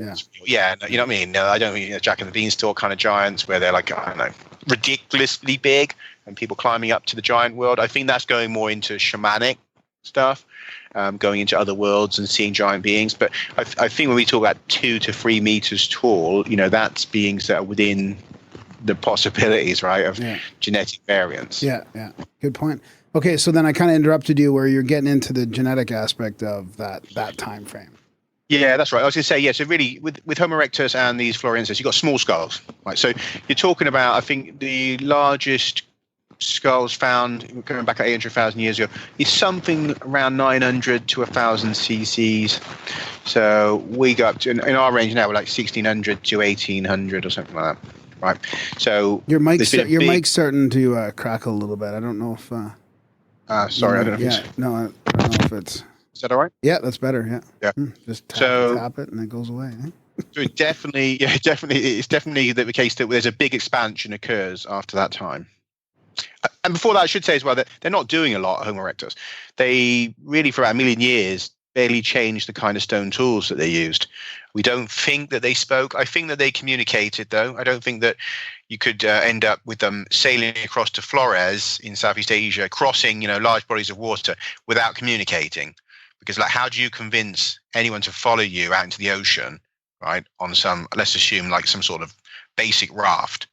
Why would you follow someone doing that? It just looks suicidal. So they would have to be able to communicate and say, we're going to an island. So I think they probably had hand gestures, clicks, whistles, animal noises, and a structured communication system, but not full language with, words and stuff. We don't even know if they could vocalize in the way that we can, because we have specific anatomy in the throat and things that allow us to do that, and we don't know that they had it. But they could well have had clicks, whistles, hand gestures, enough that you could kind of say, we're going there, there's food there or something. Basic communications through these gestures and stuff, right? So they could do that, but they didn't really achieve an awful lot in there in that period up to 800,000 years ago. For 1 million years, beyond that, getting across to Flores, that would be the biggest indicator that they could really strategize and they could cobble a raft together. Then after that, we really go down a path of lightning development after that. Interesting. And then, that's interesting. So is that when the first Homo sapiens come out then? Yeah, that's my perspective. Now, if you were to go to the mainstream is slowly catching up with this idea. I don't mean that to be too condescending, but slowly, the mainstream is slowly catching up with the idea. So what they have said is, until a few years back, people generally were saying Homo sapiens appeared something like 300,000 years ago, right? And then it slid back a bit, 400,000. They said we've separated from Neanderthals probably 400,000 years ago. And then what happened was they found a large set of remains in Spain at a place called Cima de los Huesos, the pit of bones. And from there, they got DNA samples of hominins from 430,000 years ago. It turned out that they were a Neanderthal ancestor who was quite far down the lineage of Neanderthals, which meant that they had to push these dates way back to get to when we'd split, right? And so that pushed it all the way back towards now. They're saying about, depending on what you look at, 550 to 750, or if you look at other different groups, they're saying sort of 750 to 900. There's different camps, but you're really getting back towards the 700,000-ish years ago for the split of Denisovans, Neanderthals, and the lineage leading to modern humans. So that's really recent. And then, so now they're still saying, well, Homo sapiens, we don't appear till, 500,000 or so. But in Africa, when they look in Africa, they're looking for our ancestors, right? When was the first Homo sapiens? And now they've got to this kind of point where they're saying, well, we fought 400, then 500. And now they think, well, actually, there's probably all sorts of different hominins that are ancestral to us and that they're spread around. And we get a little bit from one here, one there. And which I sort of agree with. They said, I think this artificial limitation to Africa, I don't agree with. I think that what we have instead is that Homo sapiens is marked by the emergence of this large brain, and ergo that all large-brained hominins that follow are Homo sapiens, which means Neanderthals, Denisovans, and us, and many others that we don't have names for, would be under that thinking man, wise man, Homo sapien. If it's about the brain and it's about these abilities to do things like construct complex tools, make fires, weave clothes, and all the rest of it, all Neanderthals, Denisovans, that's got to all do that. So why are they not Homo sapiens? We can breed with them all. They've now, in the last few weeks, an article came out saying that we were closer related to them than the brown bears and the Yetis, polar bears.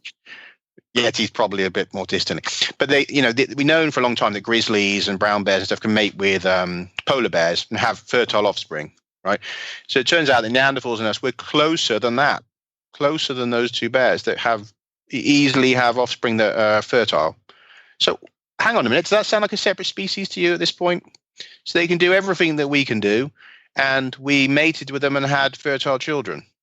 What kind of other species is this exactly, right? So the reality is that all of these are Homo sapiens, that we have a kind of weird prejudice about it, but these are true races, right? These are real races, not like how we have now social construct races based on really fluid characteristics that are not stable. So would it be more like if you took those socially constructed races and sort of just kept them all separate for, 50 or 100,000 years? That's when you start to evolve into different things. I could say a Denisovian and a Neanderthal and. I think a couple of 100,000 years or so, you probably start to get enough. Well, the other thing is, look, it's not even just that. One of the things that Neanderthals, when you look at the Neanderthals, they have different morphology, right? They are stockier, famously stockier. They've got the big brow ridges. They're more robust, right? They were considered to be stronger than us. But the funny thing about that is, it turns out that if you compare Neanderthals and us, but you also look at animals in the wild that are the feral populations versus the tamed populations. Right, so you look at whether dogs, pigs, sheep, cows, whatever. What they found is that there's some of the same genes that are differentiated in our tamed population of animals, and the wild variants are the same as you find in the differences between Neanderthals and us. So what I think we're looking at really is wild modern humans, if you like, and tamed modern humans. If you were to put us out into a widespread disparate groups living as like hunter-gatherers out in the forests, right, in these fractured groups, dealing with nature head on, right, for let's say, I don't know, a few tens of thousands of years, we will become more robust through epigenetics, right? We will start to be in genetic feedback loops with our environment. We will start to become hardier, more robust people. Now, if you look at some of the indigenous people of Australia who continued to live in that way, a lot of them have more robust features, right? Not everyone, but a lot of them do. They have bigger brow ridges, wider noses, more stockier builds, right? So this is because if modern humans live as hunter-gatherers, they have a closer look, more of a look towards the Neanderthals and towards Homo erectus. In fact, there was skeletons that were found at Cow Swamp in Australia, a whole set of skeletons. And at first people thought they were Homo erectus, because the morphology was so robust.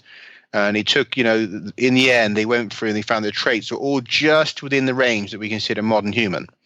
But they were very robust. And there's a skull that's called WLH50, also in Australia, which, whereas most human skulls have a thickness of about 5 millimeters or something like this. This one had a thickness of something like, I'm trying to think, it was like 20 or 30 or something. It's like a motorbike helmet, right, versus what we have, like a motorbike helmet. If you'd punched this guy in the head, you just broke your hands. You know what I mean? That this kind of morphology exists within the range for modern humans as well. So I think the Neanderthal is less about just it being separate, but it's how it lived. They know they didn't live in these big population groups like we have, that they lived in small, isolated family groups that every now and again would have maybe brushed up against each other and didn't go into this kind of more stationary, sedentary, popular, civilized kind of way that we think of. Basically, we self-tamed to a degree, and I don't think we completely self-tamed. I think that we had some help in the beginning. That's what I was going to ask you, was the taming natural evolution or was it ET intervention? No other animal we know of is self-tamed. Think about that. So we know that humans are tame. We know that they self-tame, but we know that no animal on our planet ever has self-tamed other than us. So how does that start? And that's another clue to what's wrong in our story, because there's a lot of these things where you think, well, hang on a minute. Yeah, they're saying that all of like these traits, these gracile traits and stuff are to do with us being tame, and that, we look at the Neanderthals being feral and stuff. But even the Neanderthals, again, if you go to the start of this story, one of the reasons why we are so gracile and all the rest of it, and that even Neanderthals, who I think have some of these traits that are more wild, I still think that they are partially tamed, because I think that at the beginning of our story, 800,000 years ago, there was a helping hand. I don't just think it. I'm confident there's a helping hand. And another angle to why we know this is the taming of humans. Because who the hell is taming us? How does it start? How do we end up going down this route of being the only species on this planet that is domesticated and self-domesticates and then goes on to domesticate other animals, right? Unless someone has first began that process. Jesus? Right? Jesus? Well, I guess you could say Stone Age Jesus, though. It'd have to be, wouldn't it? Stone Age Jesus. He could have come that before. Was his uncle. He could have come before. But I mean, again, so that's part of it. So yeah, I think that it's a more complex story. I think that we really have to rethink a lot of this. So I don't think Neanderthals we look at how different a Neanderthal looks. It's easy to think, oh, it's a different species. But if you start to think about, how we react living feral and epigenetics and the way that, the DNA can reprogram based on direct experiences in a single lifetime and become hereditary, and looking at how we've shaped other species through taming and how different they become, then you do start to realize, actually, you can make a look at the dogs and the wolves. Look what we did to the wolves. I mean, you would look, if you were visiting as an alien being and then you saw a wolf and you saw someone's chihuahua, I mean, you would assume they were different species, right? You just naturally would assume, you'd be like, these are totally different species. But it's not the case so much, is it? We have bred them like that.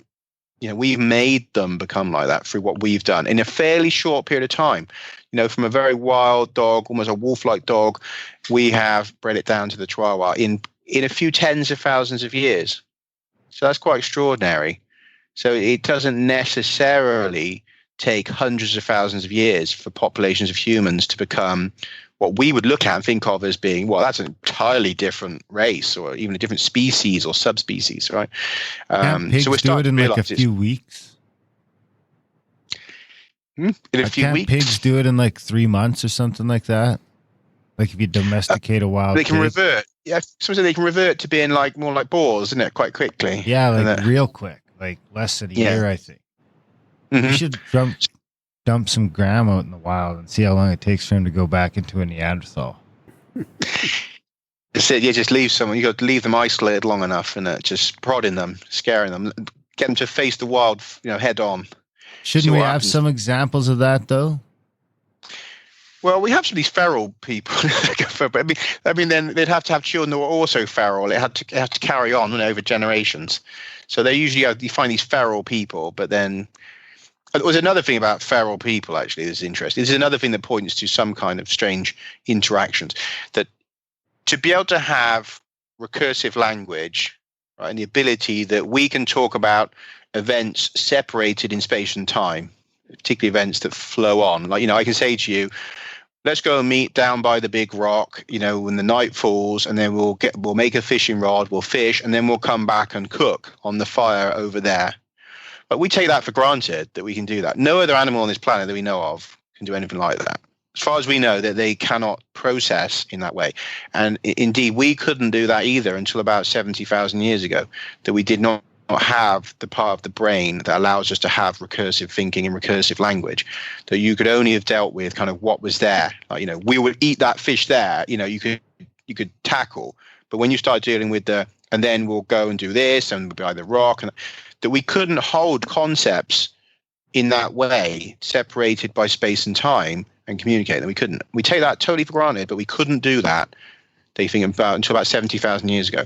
Now, there's a real problem with it, because it turns out that to have recursive language, you had to, first of all, we needed a genetic change that modified part of the frontal cortex, right, that allows us to have this. But secondly, you have to be exposed to recursive language during the first few years of life.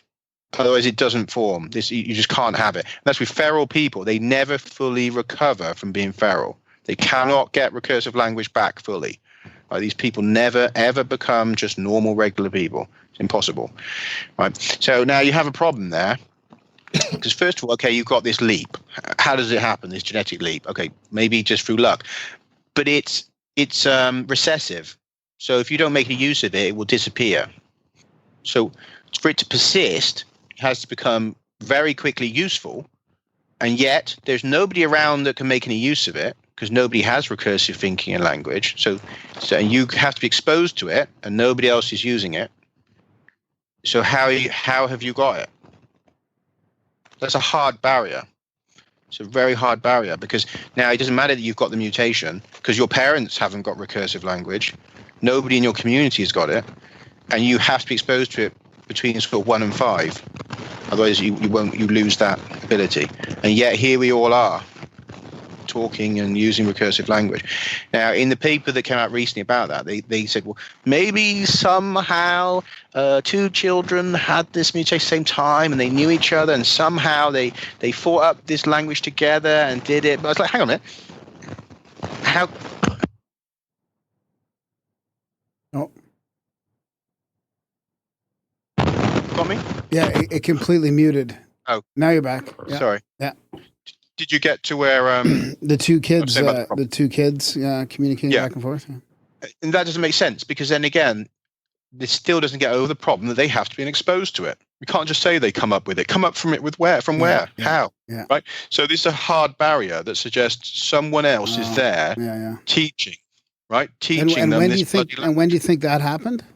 That was about 70,000 years ago, the beginning of the behavioral revolution. So do you think that was another intervention, like that has been going on yes. through, like started at 800,000, started growing our brains or whatever other changes there was, and then training us, modifying us. You know, that you have all these indications at different points along that speak of a process, right? So 800,000 years ago, you see genetic changes like the fusion of chromosome 2 happens around that 780,000 years ago, right? You have a fusion of chromosome 2, which fuses on an active gene for the brain, the reproductive system, the immune system, areas you'd want to get at. At the fusion point, there is additions and deletions of information. It's not just a straight fusion. There's changes at the fusion point. Wow. A chemical analysis suggests this happened around about 750 or so thousand years ago, but we know that it has to have happened at the beginning of the divergence of Neanderthals, Denisovans, and us, because they all have it.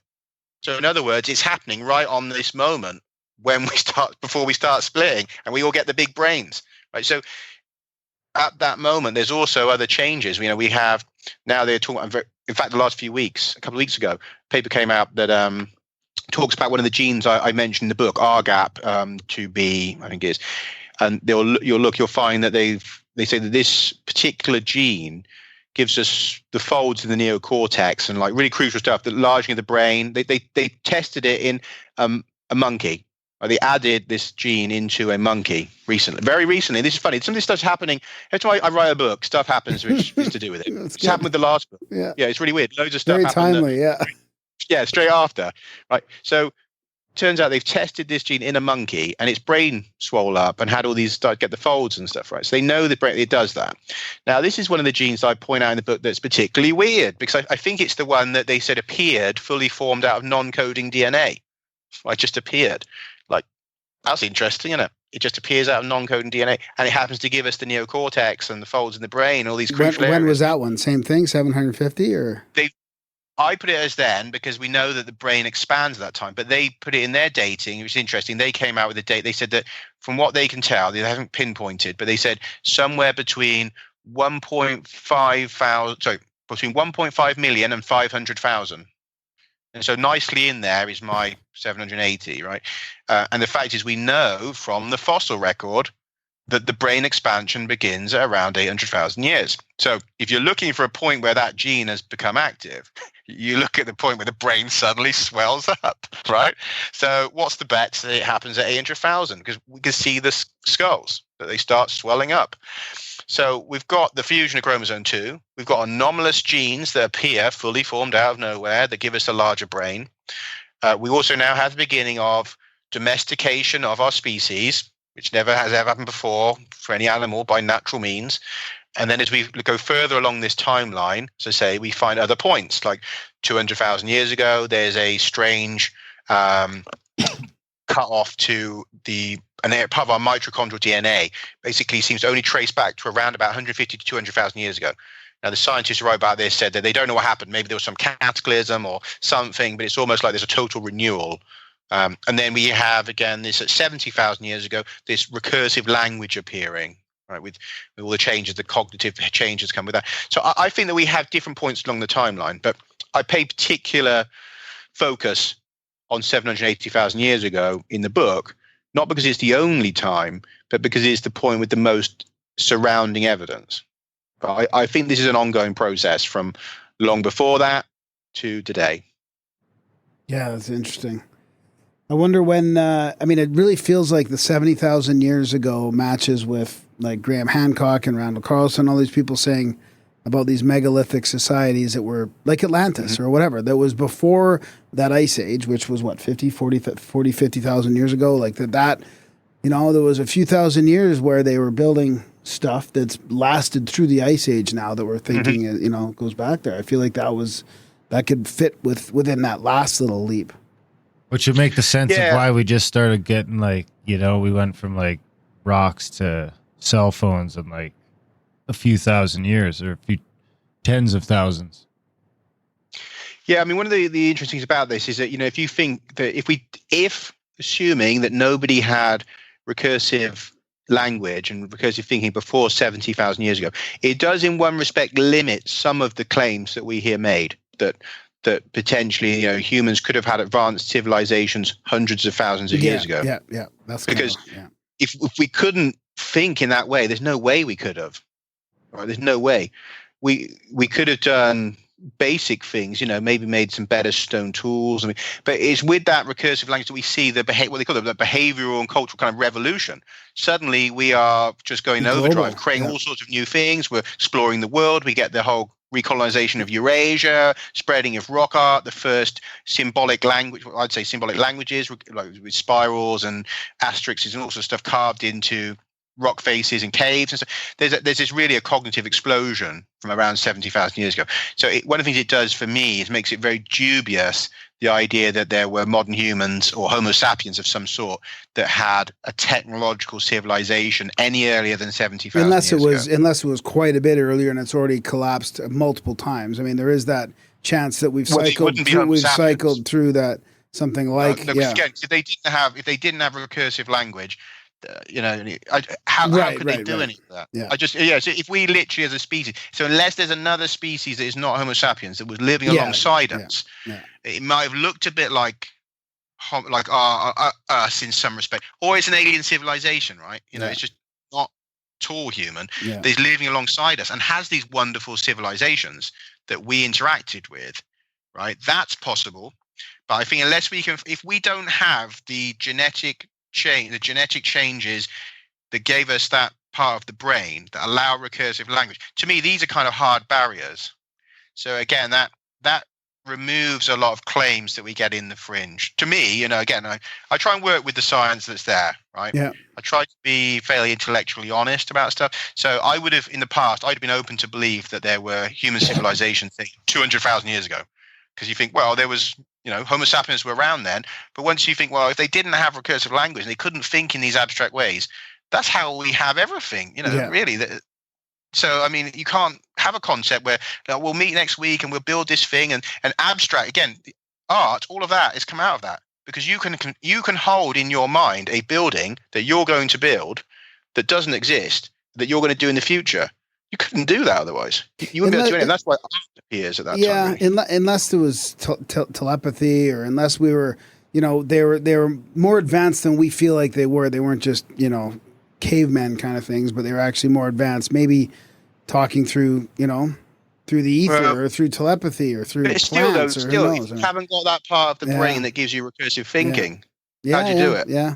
So that's what I mean. It's not there. You couldn't do a lot of other stuff, but all of that kind of conceptualizing, we could have lived probably in a more harmonious, spiritual, at one with each other, at one with the environment. But I don't think we could have megalithic, not cars and rocket ships and stuff. No, that we might have been living. It might have been nicer. Don't get me wrong. I don't think that we're necessarily better off than them. Right? Yeah. But that's something we put over that. We have this idea that we are now the pinnacle and we're better. But I mean, we might have been a darn sight happier not having recursive thinking and just being in telepathy and at one and like the other animals, right? Yeah. Who's to say? But I think, that this story really goes into overdrive around 70,000 years ago, which, funny enough, times with a cataclysm. There's a kind of a rewrite of the planet. We have Lake Toba. We have a giant rock shelf that collapses off the coast of Africa. All sorts of stuff going on, which I suspect is to do with an actual pole shift, personally. That I think that Lake Toba and these other events are caused by a shift of the axis of the planet. When's the next one coming? Any time? Well, anytime. I'd say anytime. Yeah, anytime. There's been a few strange things that happened in the last few years that have made me ponder that maybe there's something like that coming. But definitely, there's a massive die-off. There's a big die-off, and then what we have out of the results of the cataclysm 70,000 years ago is really modern humans. What we think of as totally modern humans, behaviorally, culturally, anatomically modern humans. You'll be hard pressed to prove to me that they existed before 70,000 years ago, right? Because if you really think of totally culturally, behaviorally, anatomically modern humans, they only seem to appear after 70,000 years ago. And the funny thing is, if you think about it, so we have all these lines of Homo sapiens, large-brained humans before that. But what I posit happened is after the cataclysm, the survivors are pushed together and into breeding, and they mix. And what we end up with is a hybrid population. Yeah. So modern humans are the remnants of all those who survived. Right. And a lot didn't survive because if you were in the wrong place, most of them were killed off. Lake Toba's explosion, the fallout, the clouds, the dust, mostly wrapped around the northern hemisphere. So it was devastating to the northern hemisphere, Eurasia, and above. Whereas south of the equator, it didn't have a big effect. So down in South Africa, where there was a lot of human populations, and down in Australasia and parts of the Indonesian islands now. Basically, humans were okay there. And the funny thing is, if you look, and I'll give you an example, this is something people can look for themselves. Now, if you imagine you've got this devastating event, so people are fleeing it, a lot of them are going to be clustered in those survival zones like South Africa and Australia and the eastern islands of Southeast Asia. Okay, we'll go right to the east of there, go to Papua. And what you find, one of those extraordinary things about Papua, apart from the fact that the people there have already been identified as having at least 2 or 3 types of Denisovan DNA in their genome, unlike anywhere else in the world, right? You also find that they have the hugest clustering of languages in the world. I think it was like 600 different languages or something, some crazy amount, 600 and something different languages. The most separate language groups as well, not just slightly different, but entirely different language isolates that have nothing to do with each other. Clustered in this one area, hundreds of languages. What does that start sounding like to you? Right? So they've got all these different genetic streams in them. They've got all these languages, unnecessarily so for one island, an unbelievable amount of languages. Doesn't that sound like a load of people being forced to a survival zone? Yeah, they all come from other places. Yeah. You've had this massive event, a cataclysm. These people have been pushed to the few areas which are not badly affected. And as if you look to Papua, you find the remnants of the Denisovans, remnants of some of the Neanderthals, remnants of the other humans, probably remnants of the little people that were on the islands. They've all been forced to Papua. And in fact, there's a breeding taboo assumed that comes about 50,000 years ago, because we know that the people of northern Sahel, Papua, and northeast Australia are genetically very divergent to the people to the south, and that split begins over 40,000 years ago when there was no water separating them. Right? What the hell's going on there? So you've got a deep genetic split between them, right? And one of the things we know today is that amongst the people in that landmass, there are interbreeding taboos. but you cannot boost certain groups. You can't marry certain people. Very intense taboos. Now, it looks like they said you cannot mix with those people up there. They're not like us. They're not like us. And it turns out they're not, right? Because they've got Denisova and all these other things in them. So maybe back then they visually looked quite different, or they knew, right? They knew the story. These people have come from up there, from these other lands, and they're not us. They're another lot. Like, we keep ourselves to ourselves, they keep themselves to themselves, right? So these all, again, fit with distinct populations. That the people to the south are like, no, they're not our mob, right? So there's a lot of evidence pointing towards that. And that, again, this is all post 70,000 years ago. And then around about 55,000, from my other book, I talk about this, around 55,000 years ago, there is a movement back into Eurasia, which is the expansion into Eurasia, which has been so far been misinterpreted as an expansion out of Africa, but it's clearly not. And that these people go back up into the north. Now, one of the things that made me think of recently is that, well, did they have a legend, right, that they knew they came from northern lands that had been destroyed? So one day, some of them went back. Yeah. And that's why they leave that area, because they know there's a land to the north. It's been passed down generation to generation. We're not from here. That there's another land that used to be bountiful up to the north. Yeah. And so at some point, they move back out there and they start expanding. Some of them go back. And that's why we have the beginning of the expansion. Again, totally logical. If you look at this idea, there's been a disaster. You've been forced this way, but one day we'll go home. So generations later, you do it. So even though you won't go further back than 70,000 years for modern humans, that's still not what the mainstream will. Where are they at just in comparison right now? I mean, not with like more ancient humans going back to like 750 to 1500, like you were saying. Like they're stretching that back, but the modern aspect. Like, are they even prior to the Ice Age yet? Yeah, I mean, they accept that modern humans are around up until what we consider modern humans, probably up to at most 120,000 years ago ish. Right? Like I say, I'd say probably 70,000. But what we have is evidence of definitely of cultures sailing and moving around earlier than that. Now, this is something that again was very limited until recently. That 50,000 years ago. Was theorized was the first human sailing or use of boats, that people moved down into Australia from Southeast Asia using boats, and that before that nobody had ever sailed. That's where until very, very recently, that's where they're at. But we know that in fact there were people moving across onto the Mediterranean islands 200,000 years ago. There is remains on the island of Socotra off the tip of South Africa that go back perhaps 800,000 years. We have, of course, Flores, the tools and bones there that go back 1 million years. So look, the whole story of that is completely different to what they were telling us. Humans of one sort or another have been using watercraft, if not boats, for maybe 1 million years.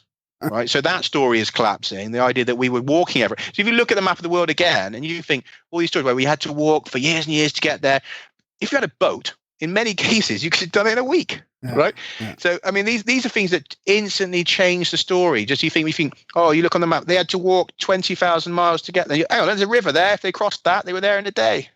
So a lot of these stories really are just transitioning as we change that core narrative of what we were capable of. But I do think that if there was someone else doing a advanced civilization, that it probably wasn't what we consider modern humans. But could it be that there was another lineage of Homo sapiens or a Homo sapiens-like group that did have that brain change already, and that were creating technologies before 70,000 years ago? Obviously, it's possible because we only have the fossils that we have. We only have the genetic samples that we have, right? And it is entirely feasible that there was another lineage that maybe did have recursive thinking and did do things a long time ago, but it's just not us, right? Because we can do that based on the genetics that we have. Remember, we're very limited in what we have. I mean, the oldest sample of modern human DNA is only about 45,000 years old. So that's the oldest we have, 45,000 years. And the oldest sample of any hominin DNA we have at all is the one I mentioned earlier, Sima de los Huesos, which is an ancestral Neanderthal going back 430,000 years. So that's the oldest of any kind of human DNA. Right? And again, these are this fragmentary samples we have from a few different sites around the world. We have, a couple bits of Neanderthal DNA, a sample from a few different early modern humans, but there's not like loads of it. And in terms of fossils, again, fossil humans are very rare to come across. So you can definitely have entire species or entire subspecies of humans that are just not known. And indeed, that's what we're stumbling on now, is that there was lots of different kinds of Denisovans and stuff that, in fact, I don't think we should even be thinking of them as just Denisovans. In the Australian and the Papuan genome, right, what they are now saying is these different Denisovan groups. Two of them, they said, had been living distinct from each other for at least 200,000 years. 200,000 years. I mean, so these are not even really, in our terms, we wouldn't even call this the same populations. We only call them Denisovans because we haven't got another name for them yet. Yeah. And they're entirely different from the Denisovans at Denisova Cave in Siberia. So they've been living a couple 100,000 years separate from them. And then you've got subgroups who are separate again. They said they'd split probably 400,000 years ago and had lived separate. Right. So in the end, you've got to say these populations were so divergent as that we probably shouldn't be calling them Denisovans, that they're all distinct, as distinct as Neanderthals, us, and Denisovans. And then until we give them another name. So you start to realize there's 5, 6, 7 of these large-brained humans doddering about. Could there be more? Yes, certainly. There's probably lots of them. Yeah. We just haven't found the fossils, and we haven't yet isolated the DNA, right? So there could be some other population out there that did have this cognitive ability, But I don't think we need it as such. I think 70,000 years is enough time to have had something extraordinary happen, right? Because let's say that there was an advanced civilization 50,000 years ago, right, somewhere, that could easily be to the point of being so wiped out and removed by events as that you wouldn't find that. Yeah. I mean, it doesn't have to be back hundreds of thousands of years ago, because one of the things that you've got to consider is that even today, modern humans, we only actually take up a very small percent of the surface of this planet. Even though we feel like, we're everywhere, we actually take up a very small percent. And if we were to be wiped out and aliens came looking, doing their archaeology, they could easily miss signs of our modern civilization by looking in the wrong places, right? They'd be lucky to stumble on, whatever debris remained from one of our cities in 100,000 years or something, right? There'd be very little for them to find, and they'd have to land in the right place and look in the right place. So we could totally miss, a species that had achieved things on this planet. As you go back further, let's say that there'd been a large-brained creature on this planet in the past that was able to do all sorts of wonderful things. If that was hundreds of thousands of years ago or millions of years ago, then we would really struggle. I mean, there's been papers on that, what they call the Silurian hypothesis, the idea that, could we find an advanced civilization that existed 1 million years ago or more?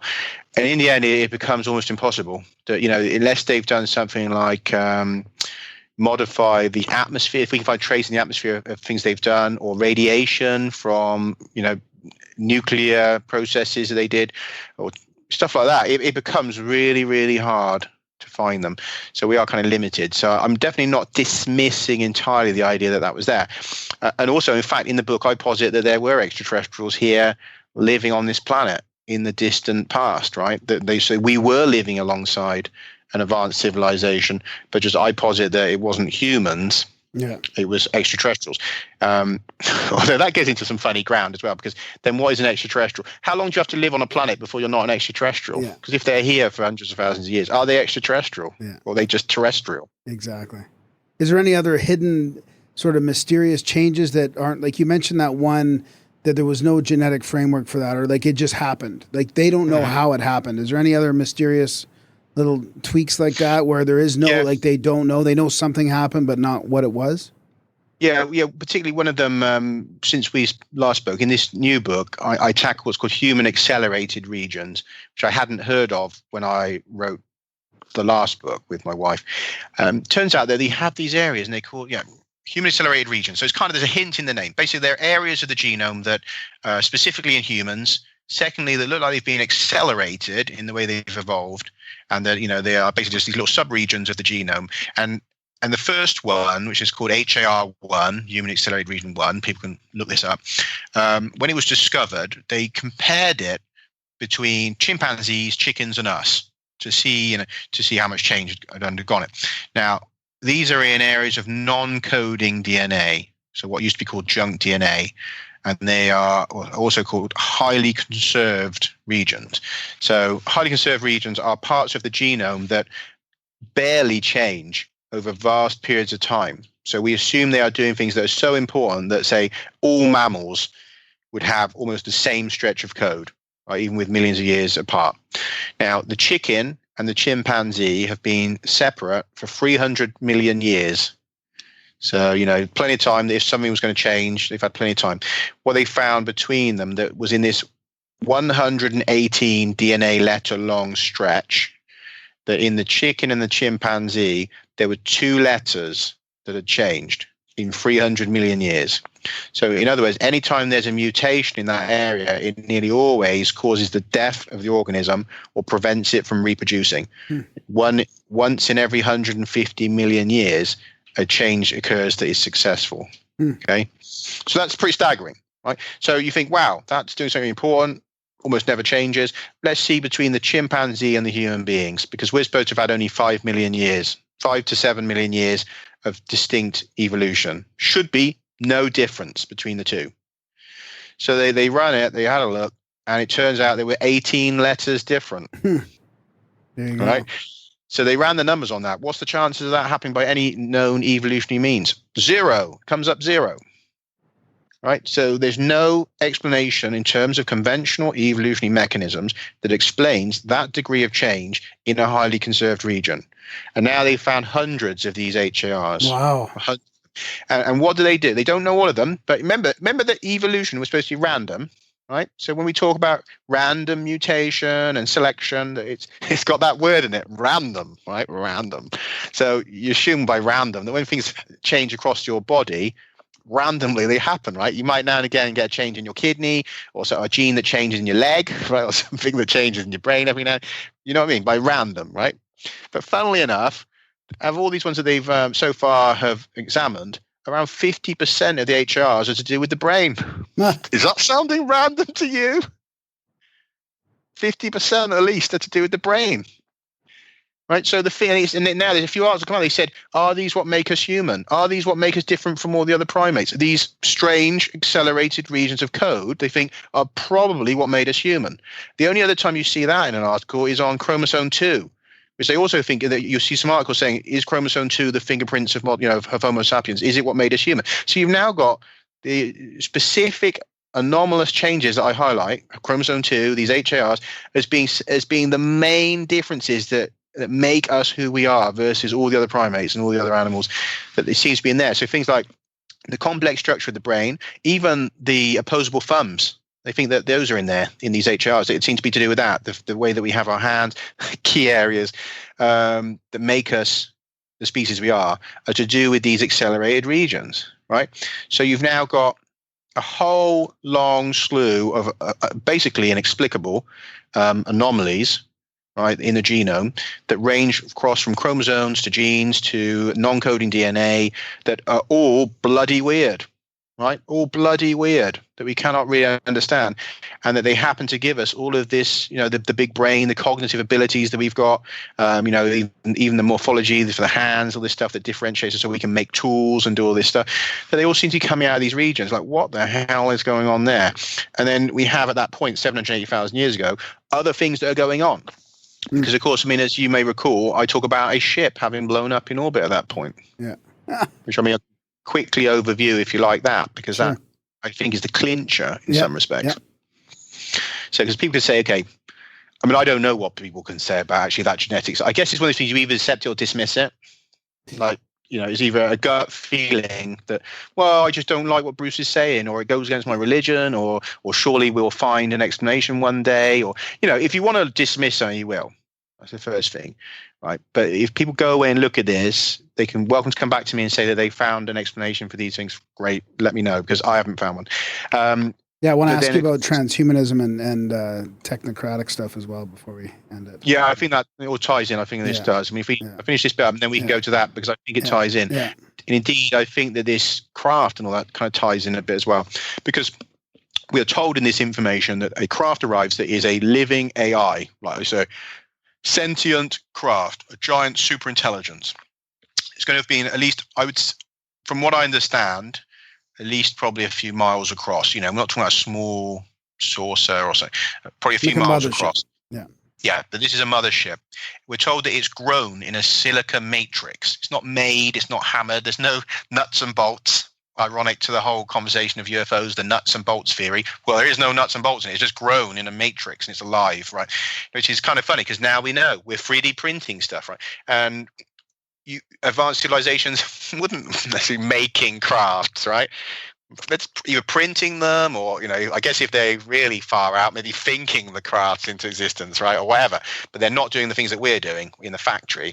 So they have this craft and it's imbued with a living AI, a living intelligence in the very frame of the craft. Now, this makes a lot of sense. If people go and look for an article called Alien Minds by there's a leading psychologist who looks at AI and all these topics. And she theorizes that, that a civilization out of space, once it gets to a certain level of, technological abilities, will likely look at silica as superior to the brain. Because if you have a large silica, like say a huge silica processor, like you can make a planet-sized silica computer, so you could have a super intelligence inhabiting a silica planet and essentially upload your cells into this, become these like indestructible hyper intelligences and stuff like this, like really far out stuff. And yet here we are talking about a miles across silica object, right, with this super intelligence on board. Exactly the kind of thing that now our cutting edge thinkers are telling us extraterrestrials might turn up in, like moons that are just silica moons that are just alive, right? This craft appears, and then we have the destruction event, we're told, where it's essentially melted. It's hit with what's called a, let me think of this, electromagnetic resonance weaponry. So it's kind of vibrated and heated and blown apart and then explodes. And it's described that this material melts and rains down across the planet. Now, I thought that was specific enough that I knew to look for melted silica debris spread across the planet. Yeah, and that's the way it turned into tektites with the australite tektites. And so then you realize, hang on, so you've got this, dates back to 780,000 years ago. You got 20% of the planet is covered by this stuff. And as you drill down deeper into it, it turns out there's a lot of things that show that this happened in space. Moldavite, maybe. Well, look, I think I asked you about that last time, yeah. Yeah, there's four strewn fields of tektites. Yeah. Now, I think there's every reason to suspect that all four are anomalous. Yeah. And that, although I don't go a lot into the other three, this, when you think about it, if they were to do with normal impact events, why don't we find them everywhere?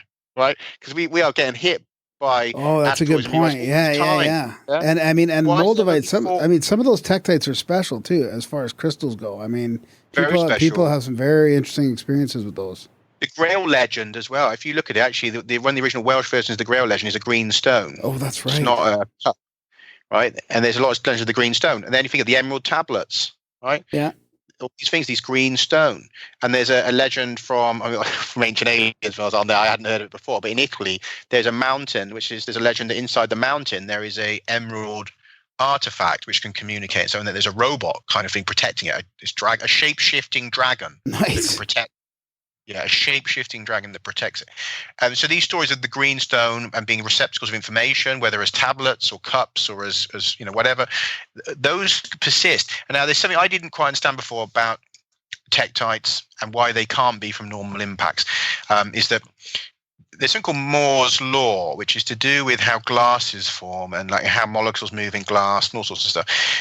But one of the things that came when I was studying on this topic is that when you have an impact, when something hits, you'll get a kind of, glass-like substances produced, but you also get around the edges of the crater, you get half melted rock and stuff, right? And within the material itself, you get variance because, it might hit some granite and some sandstone and some, some slate because obviously it hits in a random place. And so you get different composition in different bits of the material, and you get half melted chunks with half rock, half melt. Now, one of the weird things about these tektites is you don't seem to get that. What you get is a homogeneous material that every fragment is basically the same, and there's no signs of the half melted bit or the bit with the other rock in it. Right, so something's not right there. It appears that it says to do that, usually you have to have sustained heating. So we do it in glass. Also, there's a lack of bubbles.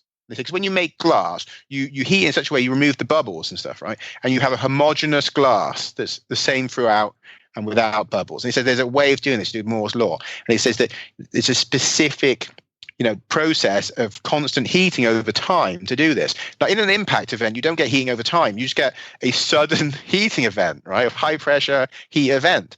And you shouldn't end up with this refined glass-like materials. Now, I didn't understand that when I wrote the other book. It is something I stumbled on fairly recently. So again, he pointed out in tektites, that doesn't make sense if you said that these are impact materials. And he said, like, if you look at the australite tektites, as you don't have any sign of this half rock, half australite material anywhere, never found, right? So why isn't it from the edge of the crater? You don't get chunks that are, you know what I mean? If there was a crater, you should have chunks which are half rock, half melted, stuff like that. None. And that happens to be on Australia too, right?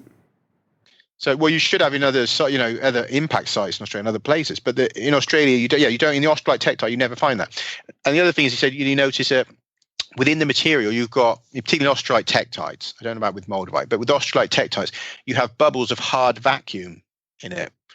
Now, if something impacts our planet and it has a bubble, it's going to have a bubble of air. It's not going to have a bubble of hard vacuum. So this is forming in space. This is not forming on Earth. Also, you have, of course, the shaping australite tektite buttons, which we went into a bit before, that you can look at them, and anyone who looks up tektite buttons will see they have an aerodynamic shaping, that they were initially a sphere that passed through the atmosphere, they melted, and they formed these button shapes. Now, they had to do that. They had to come down in a fairly gentle angle, like a deteriorating orbit. So the re-entry is at a shallow angle and at a low speed. Because when an asteroid comes in, or small meteorites, right, when they come in, and obviously they come usually at a steep angle very fast, that when they come through our atmosphere, what happens is they get so superheated, the external layers evaporate, and you get very little liquefaction because it's so hot. In fact, the center is quite cold because this is all happening so fast. They come in so fast that what happens is the external part evaporates, and then when it's got through the atmosphere, you get the core, which impacts, right? Cannot form these button shapes. Never happens. So that's why they knew that something different had happened with these australite tektites. They had to be coming in from a fragmented larger body that was in orbit, and then the debris then is in a decaying orbit which breaches the atmosphere at a gentle angle quite slowly, and then comes down and has this secondary melting. Where does that fit in with an impact event? Doesn't at all. Fits in with an object that's in orbit, that's been destroyed, superheated, has formed this glass. The glass has frozen into spheres because it's in a vacuum. We know that liquids form spheres in vacuums. It is now frozen because it's obviously super cold in space. And now it's coming in as though it's from a decaying orbit, like a craft that's been blown up in orbit. It's got bubbles of hard vacuum in it. Right, it rains down across 30% of the planet as though a debris field from an exploded craft. And the other thing I didn't know, I got this since we last spoke, was one of the things I used to ponder was, if a ship blew up in orbit like that and there was an initial explosion before this debris field is formed, wouldn't some of it be blasted into space, like as well as downwards? Because you think, well, it's going to go in all directions, right? So you're going to have some of it go straight down and ends up in like Antarctica, southern Australia, which is, we know where the debris field starts in that area. Now, but I thought, well, some of it would be blasted upwards as well into space. And now, could some of it end up on the moon? And that was something that, I pondered, but I thought, well, I can't go to the moon. I can't test that. But if by some chance we found some on the moon, that would really be like a nail in the coffin. Yeah. And I couldn't believe this. It turned out, have you heard of the Chris Bledsoe contact cases? Look, Chris Bledsoe. Yeah. I haven't heard. Right. I don't remember the details, but I've heard of it. Right. So him and his family, since 2012, we've been having a lot of interactions with forces that they consider to be kind of angelic or interdimensional.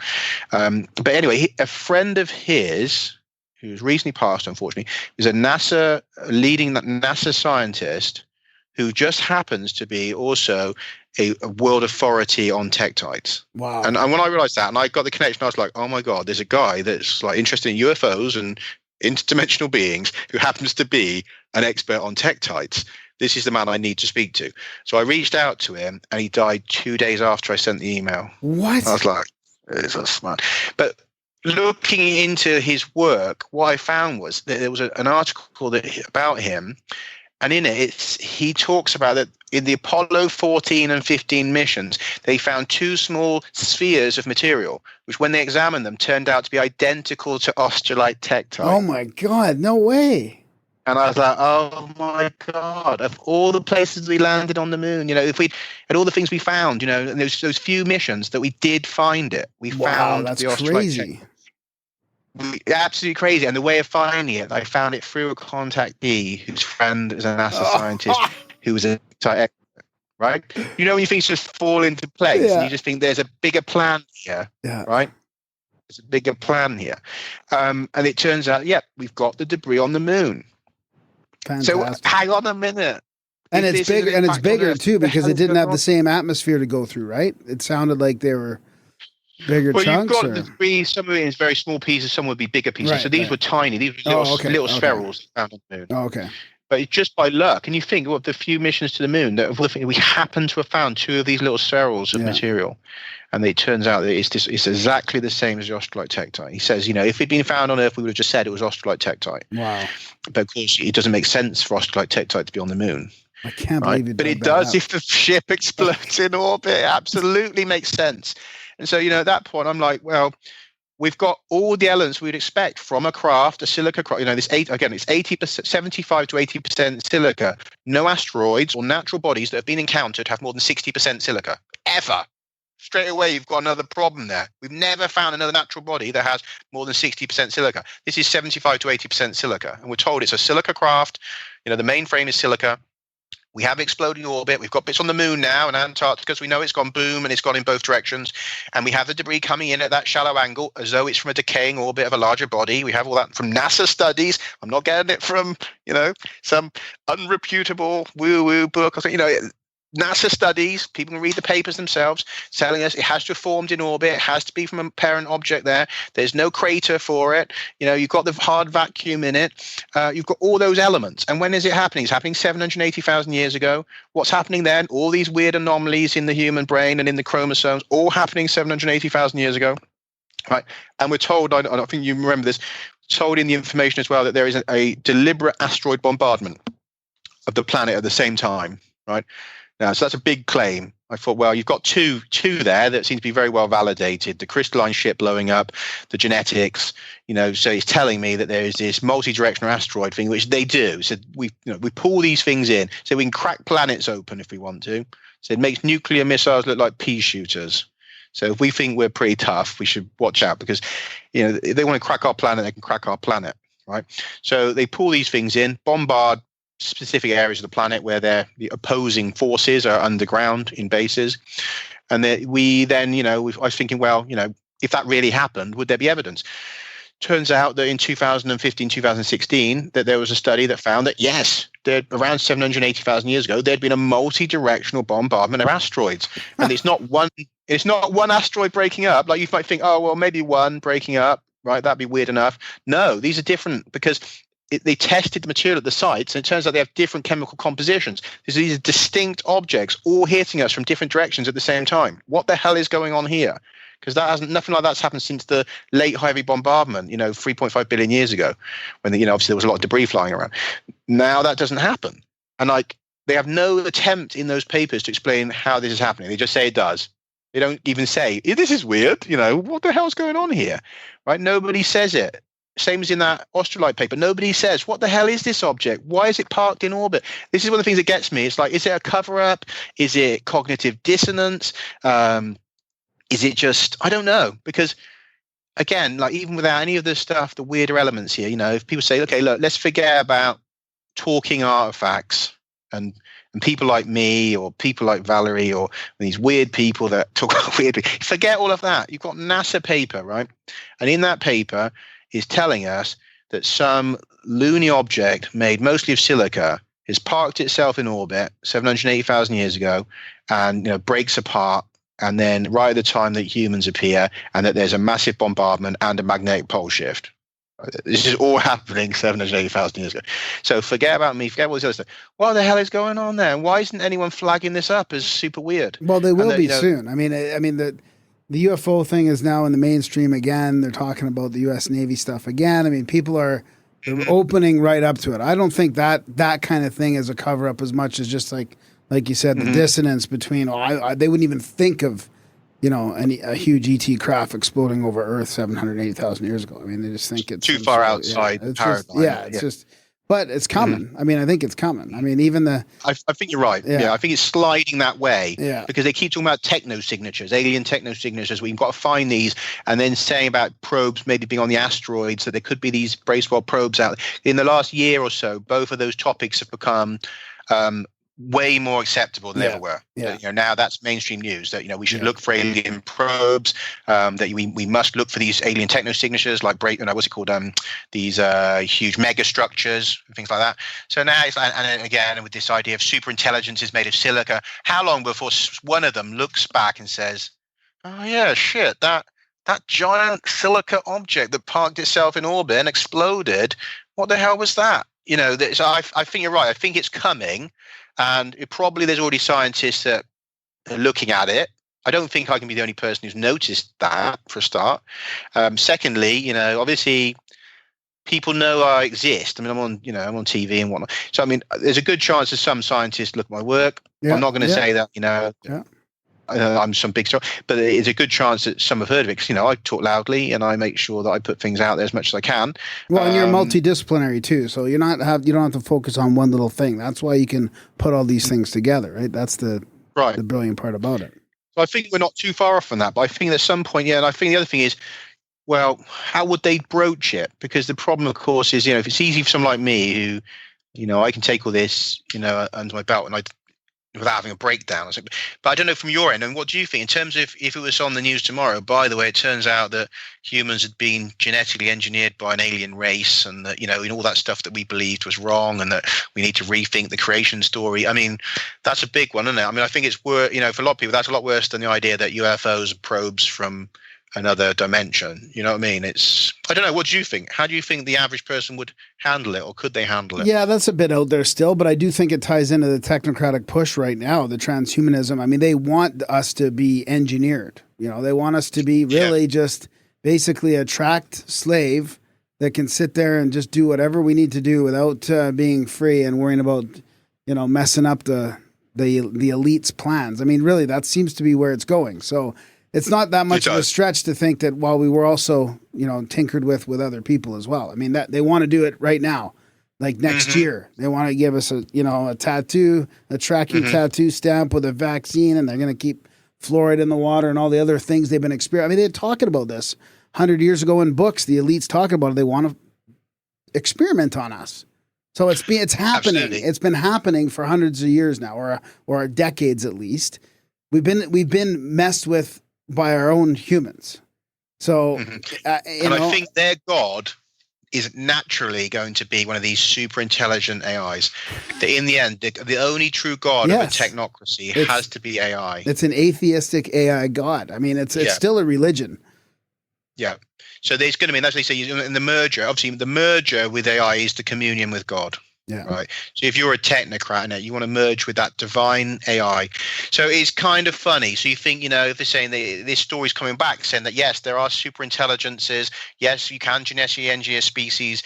Yes, all these things have been done before. All these things have happened before and will all happen again. Yeah, exactly. If there was a catchphrase to all of this, it'd be right. Yeah. And that we are being shown it. And I it's think an this improvement. It's showing an improvement, it now to tell us it's happening again. Yeah. Yeah. It's all happened before. And you've hit the end of the cycle. Yeah. Now you have become like us. This is an improvement. You can be happy just sitting at home, doing your thing, surfing the net, connecting to the greater intelligence of the world with food injected into you, and you can just be happy and content. I mean, I feel like that they're just a choice. Yeah. Is it, do you want to merge, Agenda 2030 and all, do you want to go down that route? And I think that this is the great split, like the Hopi talked about. He said that there is a split in the road on Hopi Prophecy Rock. There is a split in the road where humanity goes down two different paths. Oh, interesting. Those with the path with the heart, the two-hearted people and the one-hearted people. Back to nature or into the AI. I mean, really, that's the choice, and it's coming quick. Like I feel like it's coming quick. I didn't realize how quick it was. This year, people have been divided so much over the issues that are happening right now. Of course, with the pandemic and also the social engineering and how we're going to resolve it. If you look at the World Economic Forum, they're openly saying it's the fourth industrial revolution, the re-engineering of human beings. The Great Reset. Openly, the Great Reset. They're openly saying it. Now, we are being given a choice, whether we know it or not. Some people are not even aware they're in a choice, and they're making a choice. But there is two roads, and one of them, it goes towards that merger with the machine and with the AI God and all this stuff. And the AI super cities run by the AI, the great AI, this holy AI, who you can commune with and merge with and upload to and all this, right? So I think that this other intelligence is kind of saying to us, look, this is kind of relates. It's already happened before. This stuff isn't cuckoo woo woo. This stuff happens, and it's happened before. And be aware that that this is happening. Be aware that this stuff is going on, and that look, it is possible, and it's we've done it. You're gonna do it, but do you want to? That's a great point.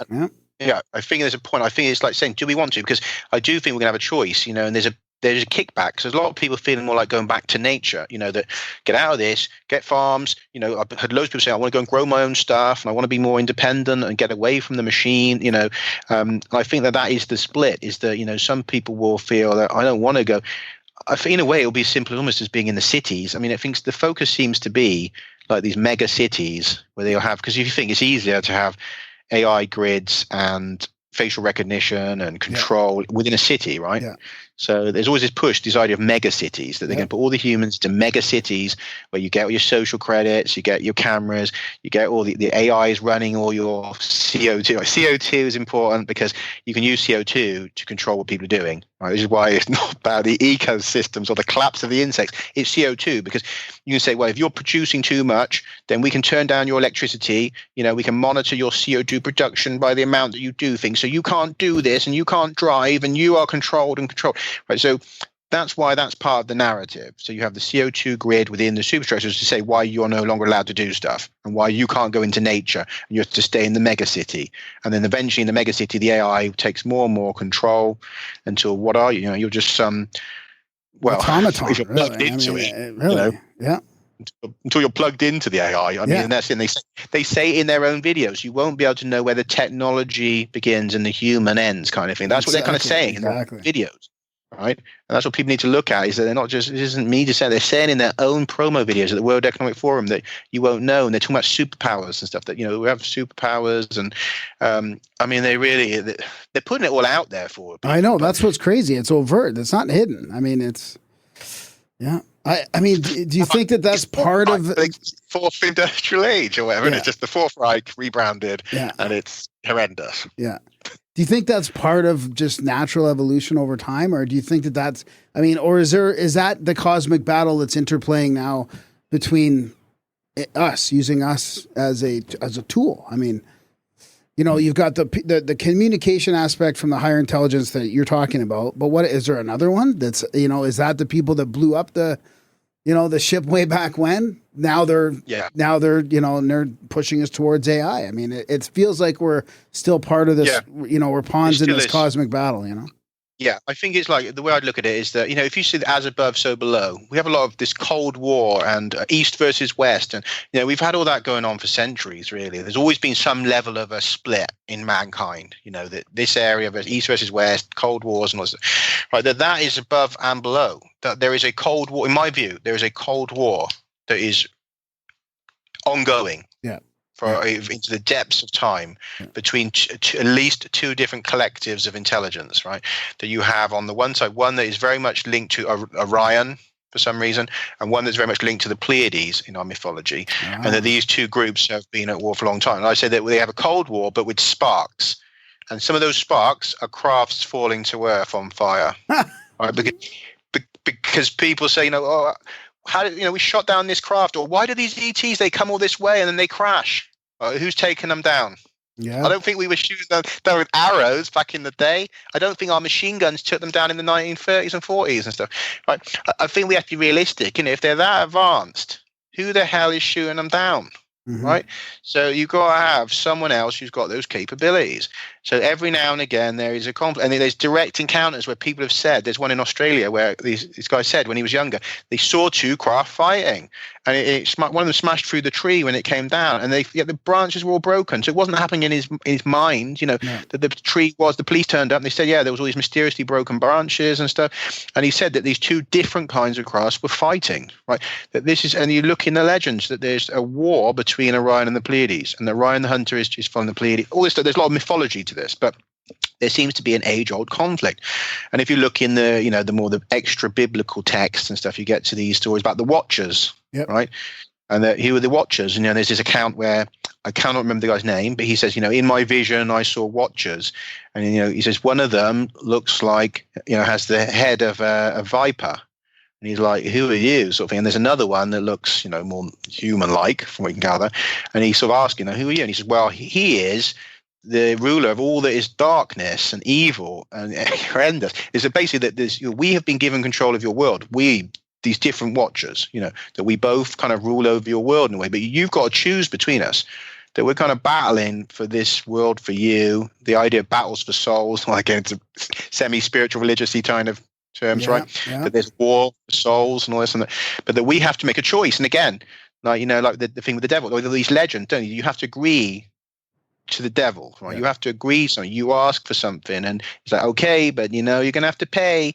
And so there's the idea that for a long time, people on this planet have been signing off with some party that gives them stuff in return for selling out everybody else. Yeah. Selling your soul. Because imagine the depths of evil that you have to reach to agree to a deal where is the destruction of your species, basically. Yeah. That they're power. Saying, power. You will get, you'll have the big house, you'll have the corporation, but your corporation's got to make infrastructure for the takeover or the destruction of all of your family and friends and everyone you ever meet. So you've got to understand that, that's in the deal.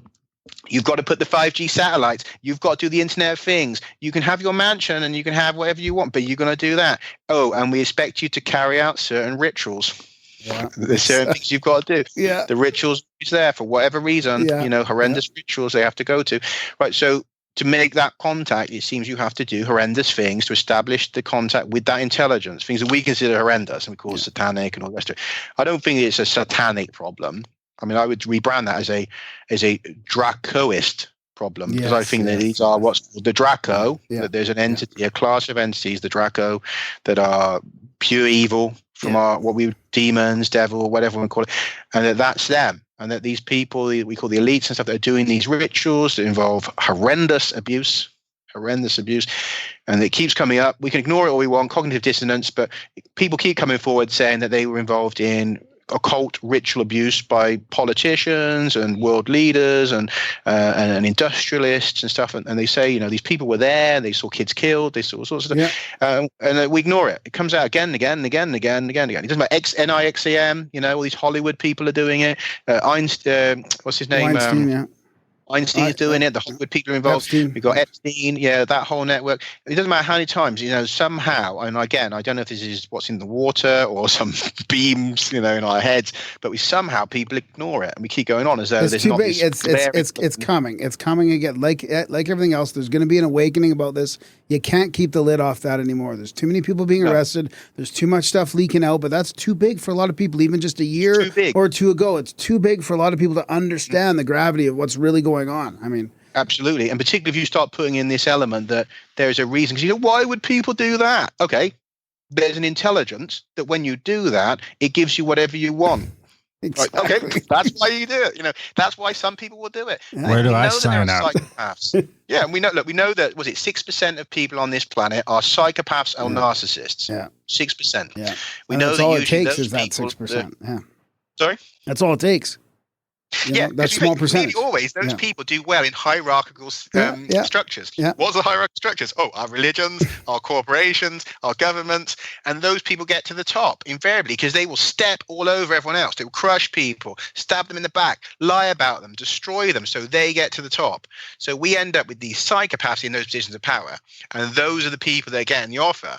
Say, hey, well, you've already been selling out everyone anyway. What's the difference? Hey, and you'll have a big house, you'll have infinite power on Earth. Earth, you'll have all of this, but you've got to do this work for us, and you've got these rituals. There's important things that come with it, but you will have all the power you can imagine. Yeah. So I mean, I know for people it's a struggle, but if you don't have, I guess, a kind of either a belief in aliens or a belief in spiritual religious concepts, I guess if you're just thinking about, I don't know, what's the breakfast tomorrow, what's on TV, it's so far out. I get that, but unfortunately, none of it is so far out as it's not scientifically reasonable. Right. And I'll give you another scenario here, which I sometimes put out to people because, again, I think people need to expand their minds in these topics, particularly like alien topics. And say, why would aliens come here? And, do they want the gold or they want to eat us? And like these simplistic, very basic animal thoughts that we have as an animal of Earth, right? That we know, we look at all the other animals, we know what they do. They want something, they want to eat, or they get some minerals they use, or whatever, right? So we think like that, quite simple. We don't think in terms of a galactic civilization or someone that's been around for a million years out there in space, the kind of needs they have, right? Now, Earth is a not particularly special planet. We know that. There's loads of other Earths, super Earths, and all sorts of stuff, right? So finding minerals, water, all of that, plentiful. The only thing Earth has is life that is different to other planets, right? We look out there and we don't find lots of life. So the first thing we have to say is the wants of any civilization connected with Earth is something to do with the life on the planet. On the external part, anyways. Yeah. There'll be nothing else. The gold is of no interest. Gold is plentiful in asteroids.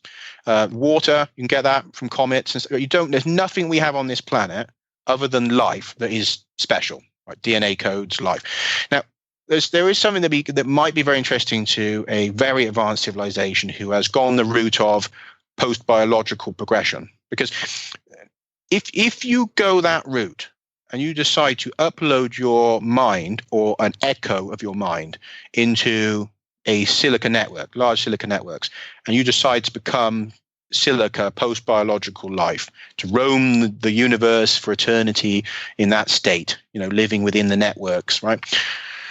Okay, that's fine. But what if somewhere in that process you decide, I don't like it. I don't like it. I want to go back. All right? It didn't work out. There's no reason to think that you can't return to the biological world. But what you'll need is vessels. Yeah. You'll need lots of them. Life, sentient life. You need sentient life. You need something to return into. You want a way back. Now, if you want a way back from a post-biological existence, well, let's say a planet with 7 billion suitable receptacles, right? Or they're not even living ones, but they're the embryonic life of that. Yeah. Right? That you want to download back to the biological world, and you have a planet with a very large number of fetuses available for you to now download back into. Yeah. Right. So that might be something you'd be looking for. And you think, we really need that. We can come back. Now, if we're saying they want to build this infrastructure where the Internet of Things, which clearly we're meant to be linked to, I mean, anyone that hasn't got that bit yet is slow on the uptake, that they want you to be part of the Internet of Things, where everything is linked, and then you get your chip, and then you're linked by the 5G grid to the Internet of Things, and gradually there's an incursion of that technology further and further until it's chips in the brain, and then, as they say, they want you to be fully linked with the AI, whether it's through kind of Elon Musk's direct brain, communication with the AI, or something more subtle, chips embedded in the brain, etc., or replacing parts of the brain with cybernetics, until you are part of the AI system. So instead of a sentient human, you've got the whole network. Right, and you're networked in. And then, so what else is in that network with you? Is something going to download into you and you be uploaded back into the cube or whatever, and you find that was the end game, was the great transmission of all of those consciousnesses back into the biological world. And we find, whoever chose that route is now just floating through space in a cube or whatever. We don't know. We have to be careful because we're not dealing with just fantasy things. We know that this is what we expect of advanced civilizations. This is what our leading edge thinkers are telling us, that 90% or more of alien civilizations will probably be post-biological. That's what they fear. In NASA, and people theorize that because inevitably you have to create technologies to travel space, right? So you've gone down the route of technology. You're going to have robot probes. You're going to go down into quantum computing and AI and all that stuff that we're doing, but they'll be way ahead. And that then either you choose to upload yourselves, or simply you create AI and the biological life forms become extinct over time. So eventually all that's left is either the robotic remnants of civilizations or the uploaded entities themselves in vast silicon networks. So they we're most likely to encounter post-biological civilizations. And that's kind of there straight away. You've got that thing that, you've got huge AI ship in this story. You've got, the idea that there are these roving intelligences. Now, I do think people should really think seriously. Why is it that this drive seems to be networking us into a central AI hub? Yeah. What is it that's going to be connecting to our brains in that hub? What does it want? Right? Does it want to download into us? So we think we're getting on network, and it just downloads into us all. Yeah. Something as creepy and weird as, there's the war for souls, and it just wants, it wants all of us. And that's always the sort of weird deal in these stories. And it's kind of like the possession story. Like, what is possession and that? Like, so I think that, I think it's something creepy like that. That's very, in a very Gnostic too. It feels. It is. Yeah. And I think these warnings are in there. And the thing is, you can say, who is so crazy? But the people are telling us they want to build this grid. This isn't, I'm not you just read those books from the elites. I mean, look at somebody like Jay Dyer and his analysis on all the elite books. They're talking about this, experimenting on us, controlling us. They think the place is getting overpopulated. I mean, it's crazy. So it's out there. Yep. This is just a modern version of that. Or technology's enabling that now. They've been thinking about it for decades, and they finally getting there. We're doing the CRISPR, we're doing the gene drives and stuff, and and again, and with that, I mean, you can create a crisis at the genetic level that makes us flee into the AI and all sorts of stuff. Because if you look at like gene drives, where they do at the moment. Look, first thing that people concern people is that who is putting money into gene drives. Like, gene drives allow you to change the way in which reproduction happens. So like you're using mosquitoes at the moment. So you can edit the information in such a way so that not only do you have desirable traits in the modified organism, but that its information overrides that of the other breeding partner, so that all children of a union involving a modified organism will have only the information from the modified parent. Wow. Right? So with a gene drive, you overwrite a species. You can overwrite a species, or you can eradicate a species straight away. So now let's say that you want to make all humans infertile. Just say that there's some kind of maniac out there that's been associated with that. Now, let's see who's been putting a lot of money into gene drive research. Oh, it turns out it's DARPA and the Gates Foundation. And Epstein probably. Wasn't he involved in some of that technological stuff? Because he wants his own genes and nobody else's? I mean, who knows what the fuck he's up to. He was always meeting with Bill Gates as well. Yeah, I know. It's crazy. Right? So you think about it, like we usually start tying back in. You've got DARPA, really dark military stuff, tying with Gates and his agenda, tying in with this weird post-biological thing, evidence of an AI here, the UFO topic suddenly being acceptable. Human the idea trafficking that aliens, in there as well. I mean, if Epstein was involved in some of the technological stuff, then that brings that whole thing into it. It's all tying back in. And that's the crazy bit is people used to think, that's tinfoil hat conspiracy. But again, go on to the World Economic Forum's website. Yeah. Look at what their videos tell you about what their plans are. Yeah. Look at what Gates' stuff doing. Look at what Elon Musk's building. Look at what's happening. Look at the Internet of Things. Look at the gene drives. Look at all these technologies. And then look at it in those contexts. Yeah. And all these ancient stories our ancestors have told us are so important about selling your soul. Yeah. And that there's beings that you sell your soul to, and that, all these things that we've been told by our ancestors. Do we trust them? They were trying to warn us. Yeah. They've done everything they could to warn us about certain things, cataclysms that have happened to them, beings that interacted with them. And they've done everything they can to pass it on to us. And now there's an intelligence that seems to be telling us as well, look, all this stuff, it's happened before. Yes, you've been engineered, and that we are out there, that you have allies if you ask for them. And I think this is another thing. I think that, again, you have to ask, like with the exorcism and stuff, you have to ask for help. Yeah. And I believe that what's happened at the moment is we are in the grips of a very dark, non-human intelligence.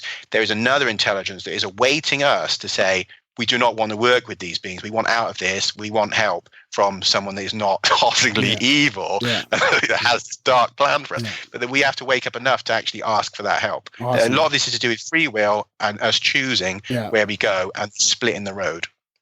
Wow, what an awesome way to wrap up like the stuff about your book and comparing it to what's actually going on right now. I mean, we are in the middle of this long-term event. Man, it's a great chat. Really appreciate it. Thank you. Appreciate you. Unfortunately, we got to wrap up here. We got another show, but Yeah, thanks, man. You got to keep in touch. And Darren, do you got anything to say there? No, big thanks for coming on the show, Bruce. We'll have to come have you back again when the next book comes out and do all this again. Do you have any plans? What are you doing after this book? When is it out? How's the reception been? Is it good so far? As far as I know, it's going all right. It's the publisher's handling the sales side of it, but feedback's been good. People have told me that they enjoy it. Awesome. You know, it's had good reviews.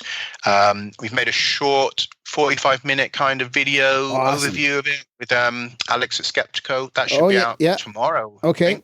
I'll link to that in the show notes. So cool. I'll find that and link to it. Yeah. Obviously, people can get it anywhere. You know, Amazon, Borders, local bookstores. They can order it. It should be. It's anywhere. And if anyone wants to follow me, I'm on Twitter mostly. Exogenesis HH. Obviously, some of the stuff I say is uncomfortable for people, but they're welcome to follow me if they like. Can't be canceled anymore because you already are. So I've cancelled myself. So I'm all right. Well, they'll kick you off Twitter eventually. Eventually, yeah, they have to. It's bound to happen. Well, we appreciate you staying up till 2 a.m. for us. Thanks, buddy. It was a great chat. Thank you. Yeah. Appreciate it. Thanks. It's awesome. And I'll let you get on to your next show. Get a coffee before you all right. get started. Okay, thanks, buddy. Okay, speak to you again soon. See you, buddy. Take care. Okay, bye. Bye-bye. And that was our chat with Bruce Fenton. Wow, that was fantastic. Holy. That was mind-blowing, buddy. I loved it. Yeah, it was a good one. And I didn't even get to read the book yet. So, I don't know. Maybe I don't have to now. No, you probably... you should still read the book. You'll have to... I know I will. Just have to check your emails from time to time. That's right. Yeah. Big thanks to Bruce for coming on the show. Big thanks to you guys for tuning in. If you guys are finding a little value from the podcast, do check out grimerica.ca/support. Send a little value back our way. And it does help. We love you for it. grimerica.ca/support. There's a bunch of different things you can do in the show notes, ways to support the show that don't cost you anything. Review the show, share the show, spam Gram, sign people up for the newsletter, all that fun stuff. Join the chats. Maybe subscribe to our YouTube channel too. That'd be good. We'll get up to 10,000. I mean, we don't even focus on that. It's just really a platform for us to go live. We don't care about, getting canceled off there. I think it's not monetized because it's value for value. But yeah, join YouTube and subscribe there and join us when we go live. Yep. And then, thanks for listening. And we will see you next week. My turbo power is depleted. I don't have breath. I can't sing no more. Probably stare at the wall until I see right through it. Probably stare at the ceiling until I see right through it. Thousands of feet up, that's you in a jet plane, flying to paradise. Also known as heaven. Also known as heaven. Clouds, clouds, clouds, and more clouds. Clouds, you make me proud. Go groan the lone. Go roll your bones. Alone.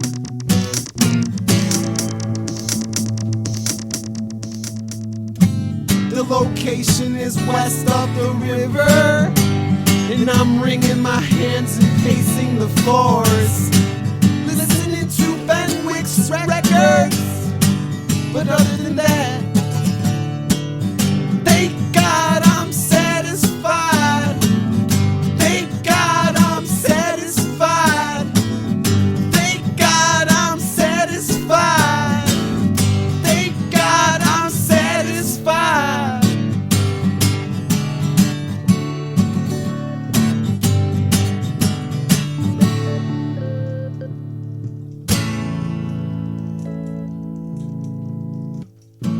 This composition is extremely personal, but I'll never tell you why. I'll never tell you why. Watch the walls watch me violently toss and turn in bed. Violently toss and turn in bed. And the radiator is hissing and clanging and whispering this.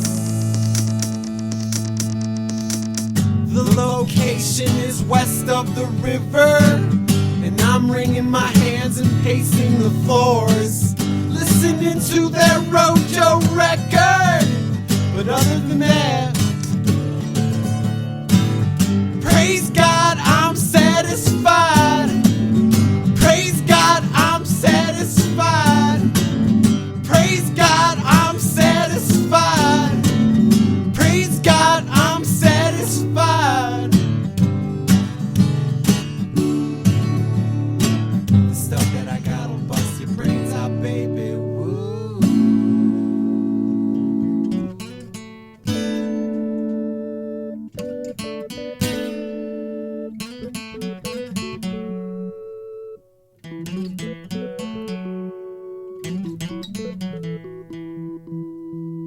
It'll make you lose your mind. It'll make you lose your mind. It'll make you lose your mind. It'll make you lose your mind.